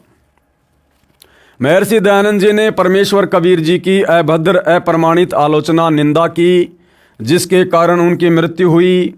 1 महीने तक तड़फ तड़फ कर हुई। पढ़िए इसी पुस्तक के पेज नंबर 154 पर। सतलोक आश्रम से जुड़ा भगत लिख रहा है इस पुस्तक भोगेगा अपना किया में कि महर्षि दयानंद का पाप का घड़ा भरा और जिस प्रकार से उसने कबीर जी की आलोचना की, निंदा की, उसका परिणाम उसको भुगतना पड़ा। वो अंत में तड़फ तड़फ के मरा। देखो भाई, संतों की, महापुरुषों की या सतगुरु रामपाल जी की निंदा चाहे खुद करो चाहे दूसरों से करवाओ, बात एक ही है। तो सतलोक आश्रम वालों ने 2014 बरवाला कांड के समय सतगुरु रामपाल जी के ज्ञान, विधान और आदेशों के खिलाफ कार्य करते हुए दुनिया में सतगुरु रामपाल जी की निंदा करवाई, थू थू करवाई। भाई सतगुरु रामपाल जी तो भक्तों को सतलोक आश्रम में भगत बनाने के लिए बुलवाते थे, बुराइयां छुड़वा कर एक सज्जन व्यक्ति बनाने के लिए बुलवाया करते थे। सतगुरु रामपाल जी ने तो इन कुकर्म करने वाले हाथों से दान करना सिखाया। फिर बरवाला कांड के समय लठ पकड़ाकर पुलिस वालों को मारने के लिए किसने खड़ा किया? सतगुरु रामपाल जी ने तो इन हाथों से दान धर्म करना सिखाया, इन हाथों से माला पकड़वा कर सुमरण करवाना सिखाया, इन हाथों को जोड़कर अधीन बनने का आदेश दिया। फिर बरवाला कांड में उन्हीं भक्तों को काले कपड़े पहनाकर, कमांडो बनाकर, उनके हाथों में लठ, पत्थर, पेट्रोल बम पकड़ाकर पुलिस वालों के सामने मरने मारने के लिए किसने खड़ा किया? अरे सतगुरु रामपाल जी तो अपने भक्तों को बताते हैं कि बच्चों, हमने तो बेवजह किसी चींटी का भी रास्ता नहीं रोकना, उसको भी दुखी नहीं करना। आत्मा दुखी तो परमात्मा दुखी। फिर बरवाला कांड में पुलिस वालों के ऊपर ईंटों से पथराव करवाकर उन भक्तों के कर्म किसने फुड़वाए भाई? क्यों इस प्रकार के जुल्म करवाए? तो क्या आने वाले समय में आप लोगों को भोगना नहीं पड़ेगा? दूसरी बात, बरवाला कांड के बाद में इन्हीं सतलोक आश्रम वालों ने 2019 के चुनाव में करौथा कांड के मुख्य अपराधी इन्हीं की कलम से जो ये लिख रहे हैं, भूपेंद्र सिंह हुड्डा को समर्थन क्यों दिया? हरियाणा की भगत जनता से, भगत समाज से उस भूपेंद्र सिंह हुड्डा को वोट क्यों डलवाए? और जब इन लोगों ने कांग्रेस का खुलेआम समर्थन किया तो क्या बीजेपी सरकार वालों ने, बीजेपी सरकार के समर्थकों ने संत रामपाल जी की जमकर आलोचना नहीं करी होगी, जमकर निंदा नहीं करी होगी? लोगों ने यही सोचा कि भाई, हम तो ये सोचा करते थे कि संत रामपाल जी तो राजनीति से दूर हैं, और संत रामपाल जी अपने सत्संगों में भी कहते हैं कि हम तो एक गैर राजनीतिक संस्था चलाते हैं, हमारा राजनीति और किसी राजनेता से कोई लेना देना ही नहीं है। और अब क्या हो गया? जेल जाते ही संत रामपाल जी ने अपने पैतरे क्यों बदल दिए? क्योंकि जनता को यह थोड़ी पता कि ये सारे के सारे कुकर्म उनकी आड़ में उनका परिवार कर रहा है। जनता तो यही समझेगी बाबा रामपाल कर रहा है, और जेल में बाबा रामपाल जी को दुखी किया जा रहा होगा सरकार के द्वारा। इसलिए बाबा रामपाल जी ने राजनेताओं का दामन पकड़ लिया होगा। तो क्या जनता ने 2019 में जो बीजेपी के समर्थक थे, क्या सतगुरु रामपाल जी की जमकर आलोचना नहीं की कि ये बाबा भी आ गया राजनीति में? अरे संतों का काम क्या है राजनीति में? पहले वाले बाबा थोड़े थे क्या आसाराम राम रहीम राजनीति करने वाले? जो बाबा रामपाल भी कूद गया राजनीति के मैदान में। और जब सतलोक आश्रम वालों ने हरियाणा समेत पूरे भारतवर्ष में 2019 में कांग्रेस सरकार का समर्थन बाबा के भक्तों से करवाया, तो क्या बीजेपी वालों ने बाबा रामपाल को गालियां नहीं दी होंगी जम के कि ये काहे का बाबा है? बाबा कभी राजनीति में आते हैं क्या? बाबा है तो अपनी भक्ति करो, भक्तों से भक्ति करवाओ। राजनीति करने वालों की कमी है दुनिया में? जमकर आलोचना की होगी तो भैया आलोचना या निंदा चाहे खुद भगत करो अपने गुरु की, चाहे अपने कुकर्मों से जनता से करवाओ, बात एक ही है। फिर 2024 में इन्हीं सतलोक आश्रम वालों ने बीजेपी सरकार का दामन पकड़ लिया, कांग्रेस को छोड़ दिया, और पूरे भारत में इन्हीं आश्रम वालों ने सतगुरु का नाम लेकर बेचारे भोले भाले भक्तों से बीजेपी सरकार का समर्थन करवाया। जगह जगह बीजेपी की रैलियों में भक्तों को भेजा और बीजेपी को वोट डलवाए। और यहां तक डरा दिया कि जो भगत बीजेपी को वोट नहीं डालेगा उसको आश्रम में एंट्री नहीं होगी। उसके बाद वो कांग्रेस वाले संत रामपाल जी की आलोचना करने लग गए, निंदा करने लग गए, गालियां निकालने लग गए कि ये बाबा रामपाल तो बड़ा दोगला आदमी है। पहले तो कांग्रेस के साथ था, अब बीजेपी के साथ चला गया। इस बाबा रामपाल से तो राम रहीम अच्छा, जो शुरू से बीजेपी के साथ है, वो कभी पार्टी नहीं बदलता। बाबा रामपाल ने तो एक ही बार में पार्टी बदल ली। तो क्या सतलोक आश्रम मैनेजमेंट हरियाणा वालों के इस तरह के फरमानों के चलते, झूठे आदेशों के चलते, क्या देश भर में कांग्रेस सरकार के समर्थकों ने सतगुरु रामपाल जी की जमकर आलोचना नहीं की होगी, निंदा नहीं करी होगी कि 19 में तो हमारे साथ था, 24 में बीजेपी की गोद में जाके बैठ गया। तो भाई अपने गुरु की बदनामी, निंदा, चुगली, आलोचना चाहे खुद करो, चाहे अपने उल्टे कर्मों से दुनिया से करवाओ, दंड बराबर, दोषी बराबर। तो भैया यहां तुम किन को दोष दे रहे हो? यहां सतलोक आश्रम वाले महर्षि दयानंद को दोषी बता रहे हैं कि उसने कबीर जी की आलोचना की, जिस कारण से उसकी मृत्यु 1 महीने तक तड़फ तड़फ कर हुई। तो भैया आप लोग अपना भी हिसाब किताब लगा लेना। तुम लोगों ने तो देश भर में संत रामपाल जी की 2014 बरवाला कांड में और उसके बाद लगातार अपने उल्टे कुकर्मों के माध्यम से संत जी के भक्ति विधान के विपरीत कार्य करके और नादान संगत से करवाकर वर्तमान 2025 तक तो लगातार करवा ही रहे हो। हिसार जेल में बैठे अपने गुरु को खून के आंसू रुलाए रहे हो, संगत की मर्यादा तोड़वाकर उनको अकाल मौत मरवाए रहे हो। तो जिस दिन तुम्हारी बैटरी डिस्चार्ज होगी, पाप कर्म उजागर होंगे, उस दिन तुम्हारा क्या होगा लाडलो, ध्यान दे लेना। आर्य समाजियों ने माना परमात्मा के अवतार हैं।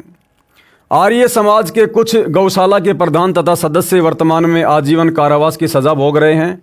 वे रोहतक जेल में थे। वहाँ एक संत रामपाल जी महाराज के भगत से उनकी मुलाकात हुई, जो उसी जेल में वार्डन की नौकरी करता था।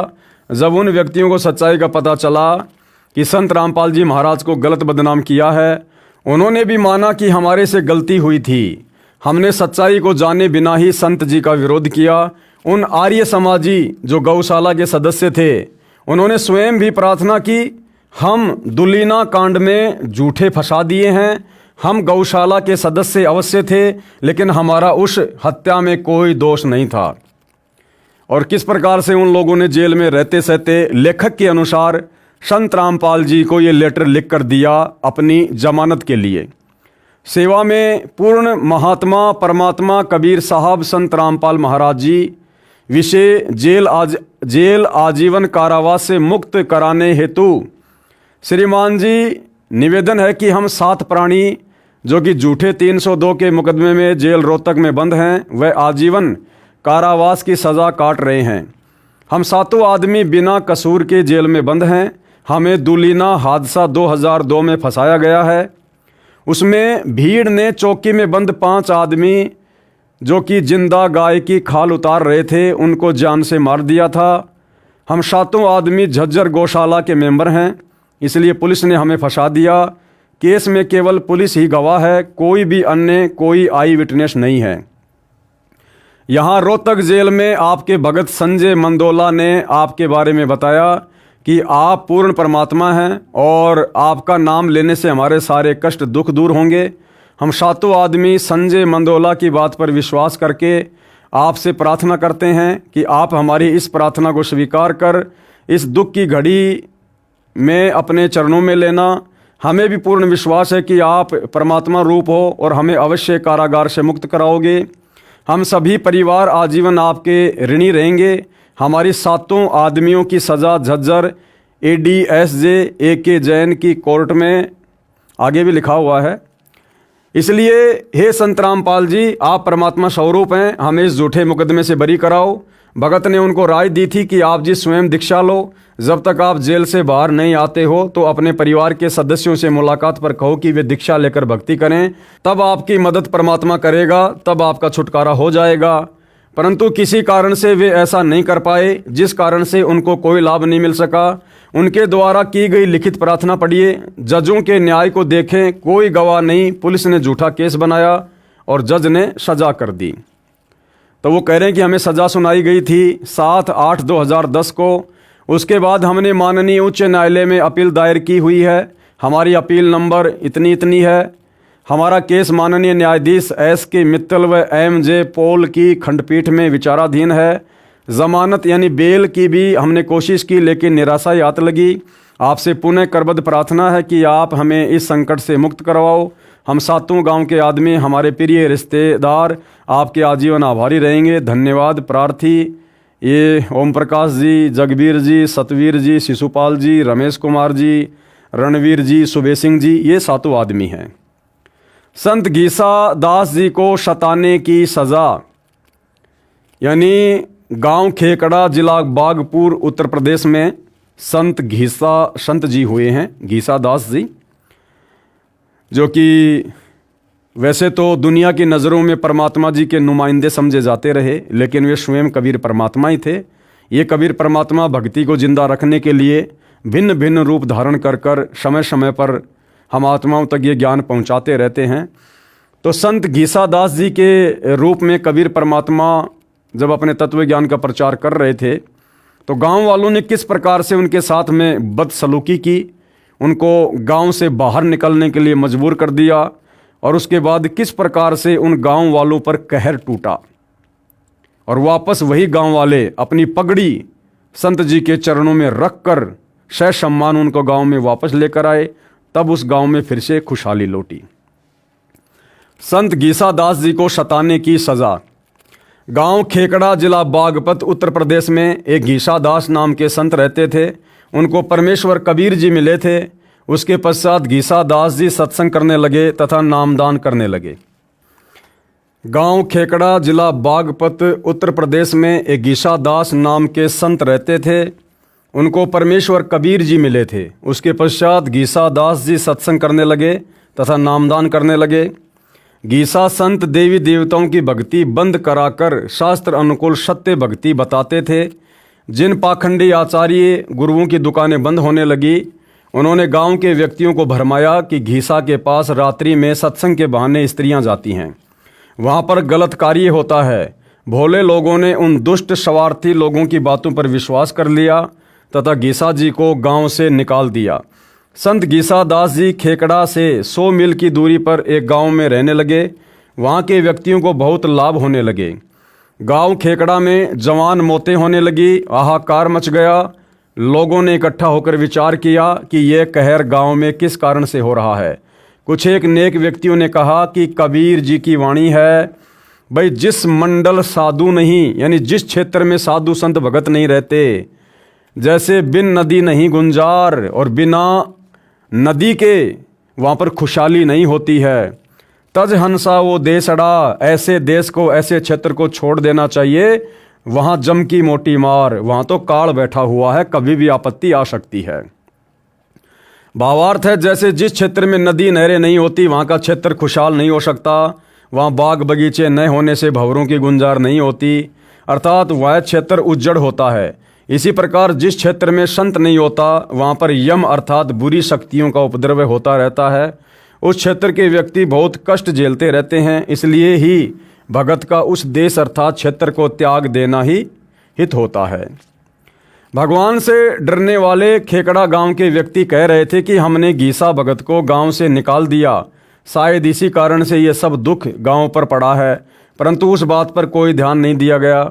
कई वर्ष तक घनी जनहानि होने के पश्चात किसी जंतर मंत्र करने वाले ने बताया कि उस भगत घीसा जी को वापस लाओ, तभी बसोगे। संत घीसा दास जी को प्रार्थना करके वापस लाया गया। उस समय भी कुछ सिरफिरे विरोध कर रहे थे, परंतु धार्मिक व्यक्तियों तथा सभ्य समाज ने उन दुष्टों की बात नहीं मानी। संत घीसा दास जी को वापस गांव खेकड़ा में लाया गया। उसके पश्चात वह गांव सुख से बसा। अब भाइयों और बहनों, लेखक कह रहा है कि उस घीसा संत जी को गांव वाले वापस खेकड़ा में लेके आए, तब जाकर उस गांव में खुशहाली आई, मौत का तांडव बंद हुआ। और 2014 बरवाला कांड में तो खुद भक्तों ने अपने भगवान को, अपने गुरु को अपनी मनमानी हरकतों के चलते बरवाला कांड करवाकर हिसार जेल में बैठने के लिए मजबूर कर दिया। इसीलिए तो आज सतगुरु रामपाल जी की संगत पर कहर टूट रहा है। गांव का नंबरदार जो बहुत बड़ा किसान जाट था, जिसके पास 900 बीघा अर्थात 500 एकड़ जमीन थी, वह ज्ञान को समझकर संत घीसा जी का शिष्य बना, जिसका नाम था जीता जाट नंबरदार। पूरा गांव संत घीसा दास जी का भगत बनकर सुख से बसा। संत घीसा दास जी का जन्म सन 1803 में खेकड़ा गांव में हुआ था। 30 वर्ष की आयु में सन 1833 में गांव से निकाले गए, फिर कई वर्ष के पश्चात वापस लाए गए। तब से आज तक उस खेकड़ा गांव में संत घीसा दास जी के नाम का मेला भरता है। उनकी अमृतवाणी का पाठ तथा सत्संग होता है। इसी प्रकार संत को सजाने के कारण उस क्षेत्र करोथा आश्रम के आसपास का क्षेत्र की ये हालत हो रही है। एक गांव में एक वर्ष में 100 जवान मौत हो जाना, इससे बड़ा कहर क्या होगा। अब विचार करो भाइयों और बहनों, करोथा कांड के बाद जिन करोथा गांव वालों ने और करोथा गांव के आसपास वालों ने करोथा कांड में मुख्य भूमिका निभाई थी, लेखक के अनुसार कुछ ही दिनों में लगभग साल भर के अंदर अंदर उन गांव वालों के ऊपर कहर टूटना शुरू हो गया। क्यों? क्योंकि असल में वो लोग करोथा कांड के दोषी थे। अब भाइयों और बहनों, यदि बरवाला कांड 2014 में बरवाला कांड के दोषी बरवाला के आसपास के लोग होते, आर्य समाजी होते, तो भाइयों और बहनों आज 11 साल हो गई बरवाला कांड को। 2014 में हुआ था, 2025 जाने वाली है, 11 साल हो गई। अगर बरवाला कांड 2014 में बरवाला के आसपास के लोगों का, आर्य समाजियों का कोई हाथ होता, तो भाइयों और बहनों बरवाला गांव वालों का तो बाढ़ भी बांका नहीं हो रहा। बाढ़ भी बांका 11 साल हो गई। यदि किसी आर्य समाजी का हाथ होता, उनका भी बाढ़ बांका नहीं हो रहा। इस बरवाला कांड में सीधा सीधा हाथ सतलोक आश्रम मैनेजमेंट हरियाणा का और सतलोक आश्रमों से जुड़ी संगत की वो दयनीय हालत हो रही है जिसकी कोई हद नहीं है। ये आश्रम वाले संगत की मौत की खबरों को अपनी बेइज्जती के कारण सार्वजनिक नहीं करते। अन्यथा 2014 बरवाला कांड से लेकर वर्तमान समय तक लाखों की संख्या में संत रामपाल जी के भगत अकाल मौत मरे। इनके बड़े बड़े कोऑर्डिनेटर अकाल मौत मरे। बिहार का कोऑर्डिनेटर राजदेव बाबू बाथरूम में बैठा बैठा हार्ट अटैक से मरा। जम्मू कश्मीर का स्टेट कोऑर्डिनेटर ताराचंद तड़फ तड़फ के मरा। इनके मध्य प्रदेश के संभागीय कोऑर्डिनेटर जो कि पेशे से टीचर थे, फांसी खाकर मरा। अन्य बहुत सारे कोऑर्डिनेटर अकाल मौत मरे। और आने वाले समय में इन मुख्य लोगों का क्या होगा जब इनकी बैटरी डिस्चार्ज होगी। तो भैया करोथा गांव वालों को, डिग्गल गांव वालों को तो साल भर में दंड मिलना शुरू हो गया था, क्योंकि वो लोग असल में करोथा कांड के दोषी थे। लेकिन बरवाला कांड में अगर बरवाला के आसपास के गांव वाले आर्य समाजियों की या लोगों की कोई भूमिका होती, तो भैया उनके ऊपर भी कहर टूटना चाहिए था। लेकिन बाल विवाह का नहीं हुआ और आश्रमों से जुड़ी संगत आए दिन अकाल मौत मर रही है, अकाल मौत। और जिस दिन इस बरवाला कांड के मुख्य दोषियों का नंबर आएगा, उनका पाप का घड़ा भरेगा, उस समय उनकी भी दुर्गति होगी। ये ना सोचना कि फिलहाल संत रामपाल जी के परिवार पर, बड़े बड़े कोऑर्डिनेटरों पर, जिन्होंने राष्ट्रीय समाज सेवा समिति बनाकर 2014 में भक्तों को भरमाकर, कमांडो बनाकर, हाथों में हथियार देकर पुलिस के सामने मरने मारने को खड़ा कर दिया और खुद पीछे खड़े रहे, इन आश्रम वालों का अभी तक नंबर क्यों नहीं आया मुख्य लोगों का? तो भैया नंबर तो अभी तक करोथा कांड के मुख्य दोषी भूपेंद्र सिंह हुड्डा का भी नहीं आया, जबकि बाकी लोगों की दुर्गति हो गई, क्योंकि भूपेंद्र सिंह हुड्डा के पास में अभी पूर्व जन्म की भक्ति कमाई शेष है। और जिस दिन वो खत्म होगी, पाप का घड़ा भरेगा।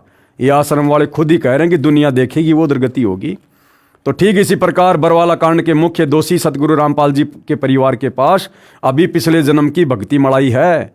वर्तमान में भी काफ़ी उन्होंने संत के साथ में रह के सेवा की है। तो भैया थोड़ी बहुत उनकी बैटरी चार्ज है, और जिस दिन वो डिस्चार्ज होगी उस दिन देखना आप भोगेगा अपना किया रे। अब भी आंखें बंद करके कष्ट झेल रहे हैं। अहंकार जीव का शत्रु होता है, नम्र व्यक्ति ही सफल होता है। उपरोक्त कथा का ये अर्थ न लगाना कि हम संत रामपाल जी महाराज को वापस करोथा आश्रम लाने के लिए आप जी को प्रेरित कर रहे हैं। परमात्मा के भेजे अवतार संत रामपाल जी महाराज ने ऐसा ज्ञान करा दिया जिस कारण से हमारे लिए करोथा आश्रम और बरवाला आश्रम कोई मायने नहीं रखता। हमारे लिए तो पूरी पृथ्वी अपनी सी हो गई है, फिर क्यों जगह जगह सतलोक आश्रम खोलकर धर्म को धंधा बना के बैठ गए तुम? अगर सारी पृथ्वी एक जैसी है तो सभी भक्तों को अपने घर पर बैठकर भक्ति करने दो। जब गुरुजी आ जाएंगे तब भोले भगत आश्रम में आ जाएंगे। क्यों बेचारी नादान संगत का हिंडोला बना रखा तुम लोगों ने अपने धार्मिक धंधे के लिए? इनकी करनी और कथनी में रात दिन का अंतर है भाई और बहनों। हमारे लिए तो पूरी पृथ्वी अपनी सी हो गई है। विश्व के भाई बहन, बेटा बेटी तथा वरिष्ठ नागरिक अपने से लगते हैं। जहाँ भी हमारे मालिक हमारे गुरुदेव रहेंगे हमारे लिए अमरलोक है, वहीं से हम मानव हित का कार्य करते रहेंगे। तो गुरुदेव तो वर्तमान में भैया हिसार जेल में है, फिर तुम हिसार जेल में बैठ के सारा काम करो ना। आश्रम क्यों खोल लिए फिर तुम लोगों ने जगह जगह? तो इनकी करनी और कथनी में रात दिन का अंतर है भाई और बहनों। वहीं से हमारे गुरुदेव जी दीक्षा देकर जीव कल्याण करते रहेंगे, परंतु वे व्यक्ति रोया करेंगे जो दुष्ट आर्य समाजियों के आचार्यों शास्त्रियों से भ्रमित होकर संत तथा भक्तों को सताकर महापाप के भागी बने रहेंगे। आर्य समाजी बुरे नहीं। अब पुस्तक का लेखक क्या कह रहा है कि आर्य समाज से जुड़े जो व्यक्ति हैं वो गलत नहीं है। गलत कौन है? जो आर्य समाज के आचार्य हैं, जो अपने स्वार्थों के चलते आम जनता को भ्रमित करते हैं। आम आर्य समाजी बुरे नहीं। आर्य समाज के सामान्य व्यक्ति बुरे नहीं हैं। वे हमारे लिए पराये नहीं हैं। वे हमारे भाई बहन, मामा फूफा चाचे ताऊ हैं। हमारे आपस में गहरे रिश्ते हैं, परंतु वे इन दुष्ट जनता नाशक आचार्यों को नेक तथा सच्चे व्यक्ति मानते हैं। ये वास्तव में दुष्ट, एक नंबर के झूठे तथा पाखंडी हैं। इसी प्रकार वर्तमान में सतगुरु रामपाल जी की संगत में जो दो भाग हो गए हैं, एक तो ये सतलोक आश्रम वाले और दूसरा साध संगति। और हम साध संगति वाले जो बार बार वीडियो बनाकर संदेशा देते हैं, तो भाई इसी प्रकार हम भी संगत से प्रार्थना करते हैं कि आम संगत बुरी नहीं है। आम संगत को तो इन दुष्ट सतलोक आश्रम वालों ने, सतगुरु रामपाल जी के नालायक परिवार वालों ने अपने धार्मिक धंधे के लिए, स्वार्थों के लिए भ्रमित कर रखा है। संत जी के झूठे आदेशों की आड़ में ये लोग अपना धार्मिक धंधा कर रहे हैं और काल प्रेरणा से संगत की मर्यादा तोड़वाकर संगत को काल का भोजन बना रहे हैं। उस दिन का हम इंतजार कर रहे हैं जिस दिन ये जनता के सामने निवस्त्र होंगे। तो भैया अपना भी विचार कर लेना सतलोक आश्रम वालों। प्रत्येक व्यक्ति इनके घिनौने षड्यंत्र को जानेगा, पता चलेगा कि इन्होंने हरियाणा की जनता के साथ कितना बड़ा धोखा किया है। और जिस दिन ये सच्चाई बरवाला कांड की संगत के सामने आएगी तो पूरी जनता को और पूरी संगत को पता चलेगा कि तुम लोगों ने कितना बड़ा कांड किया है, तुम लोगों ने कितना बड़ा धोखा अपने गुरु के साथ और नादान संगत के साथ किया है। क्या तुम निर्वस्त्र नहीं होगे भाई? केवल निजी स्वार्थ की पूर्ति के लिए, अपने पद को बरकरार रखने के लिए हठ धर्म को आधार बनाकर कई मासूमों को मरवा दिया। आप लोगों ने भी तो बरवाला कांड में 6 को मरवा दिया और बरवाला कांड के बाद कम से कम हजारों को मरवा दिया। गुरुकुलों के विद्यार्थियों को झगड़ा करने के लिए ले जाते हैं। तुम भी तो धनाना आश्रम से भक्तों को मुझ पवन दास की पिटाई करवाने के लिए कभी मेरे घर पर लाते हो, कभी हिसार में मेरी तारीख पर लेकर आते हो। तुम भी तो वही कुकर्म कर रहे हो भाई आश्रम वालों। ये व्यक्ति जनता का कभी हित नहीं कर सकते। हमारा निवेदन ये है कि आप संत रामपाल जी महाराज के ज्ञान तथा उद्देश्य से परिचित होकर दीक्षा लेकर अपना तथा अपने परिवार का कल्याण कराएं। रोहतक, सोनीपत, झज्जर के कुछ व्यक्ति सच्चाई को जानकर कहते हैं कि जब आपके गुरुदेव जी करोथा आएंगे तब उपदेश लेंगे। आपसे प्रार्थना है कि जैसे डॉक्टर कहीं पर भी है उससे औषधि लेकर स्वस्थ होना चाहिए।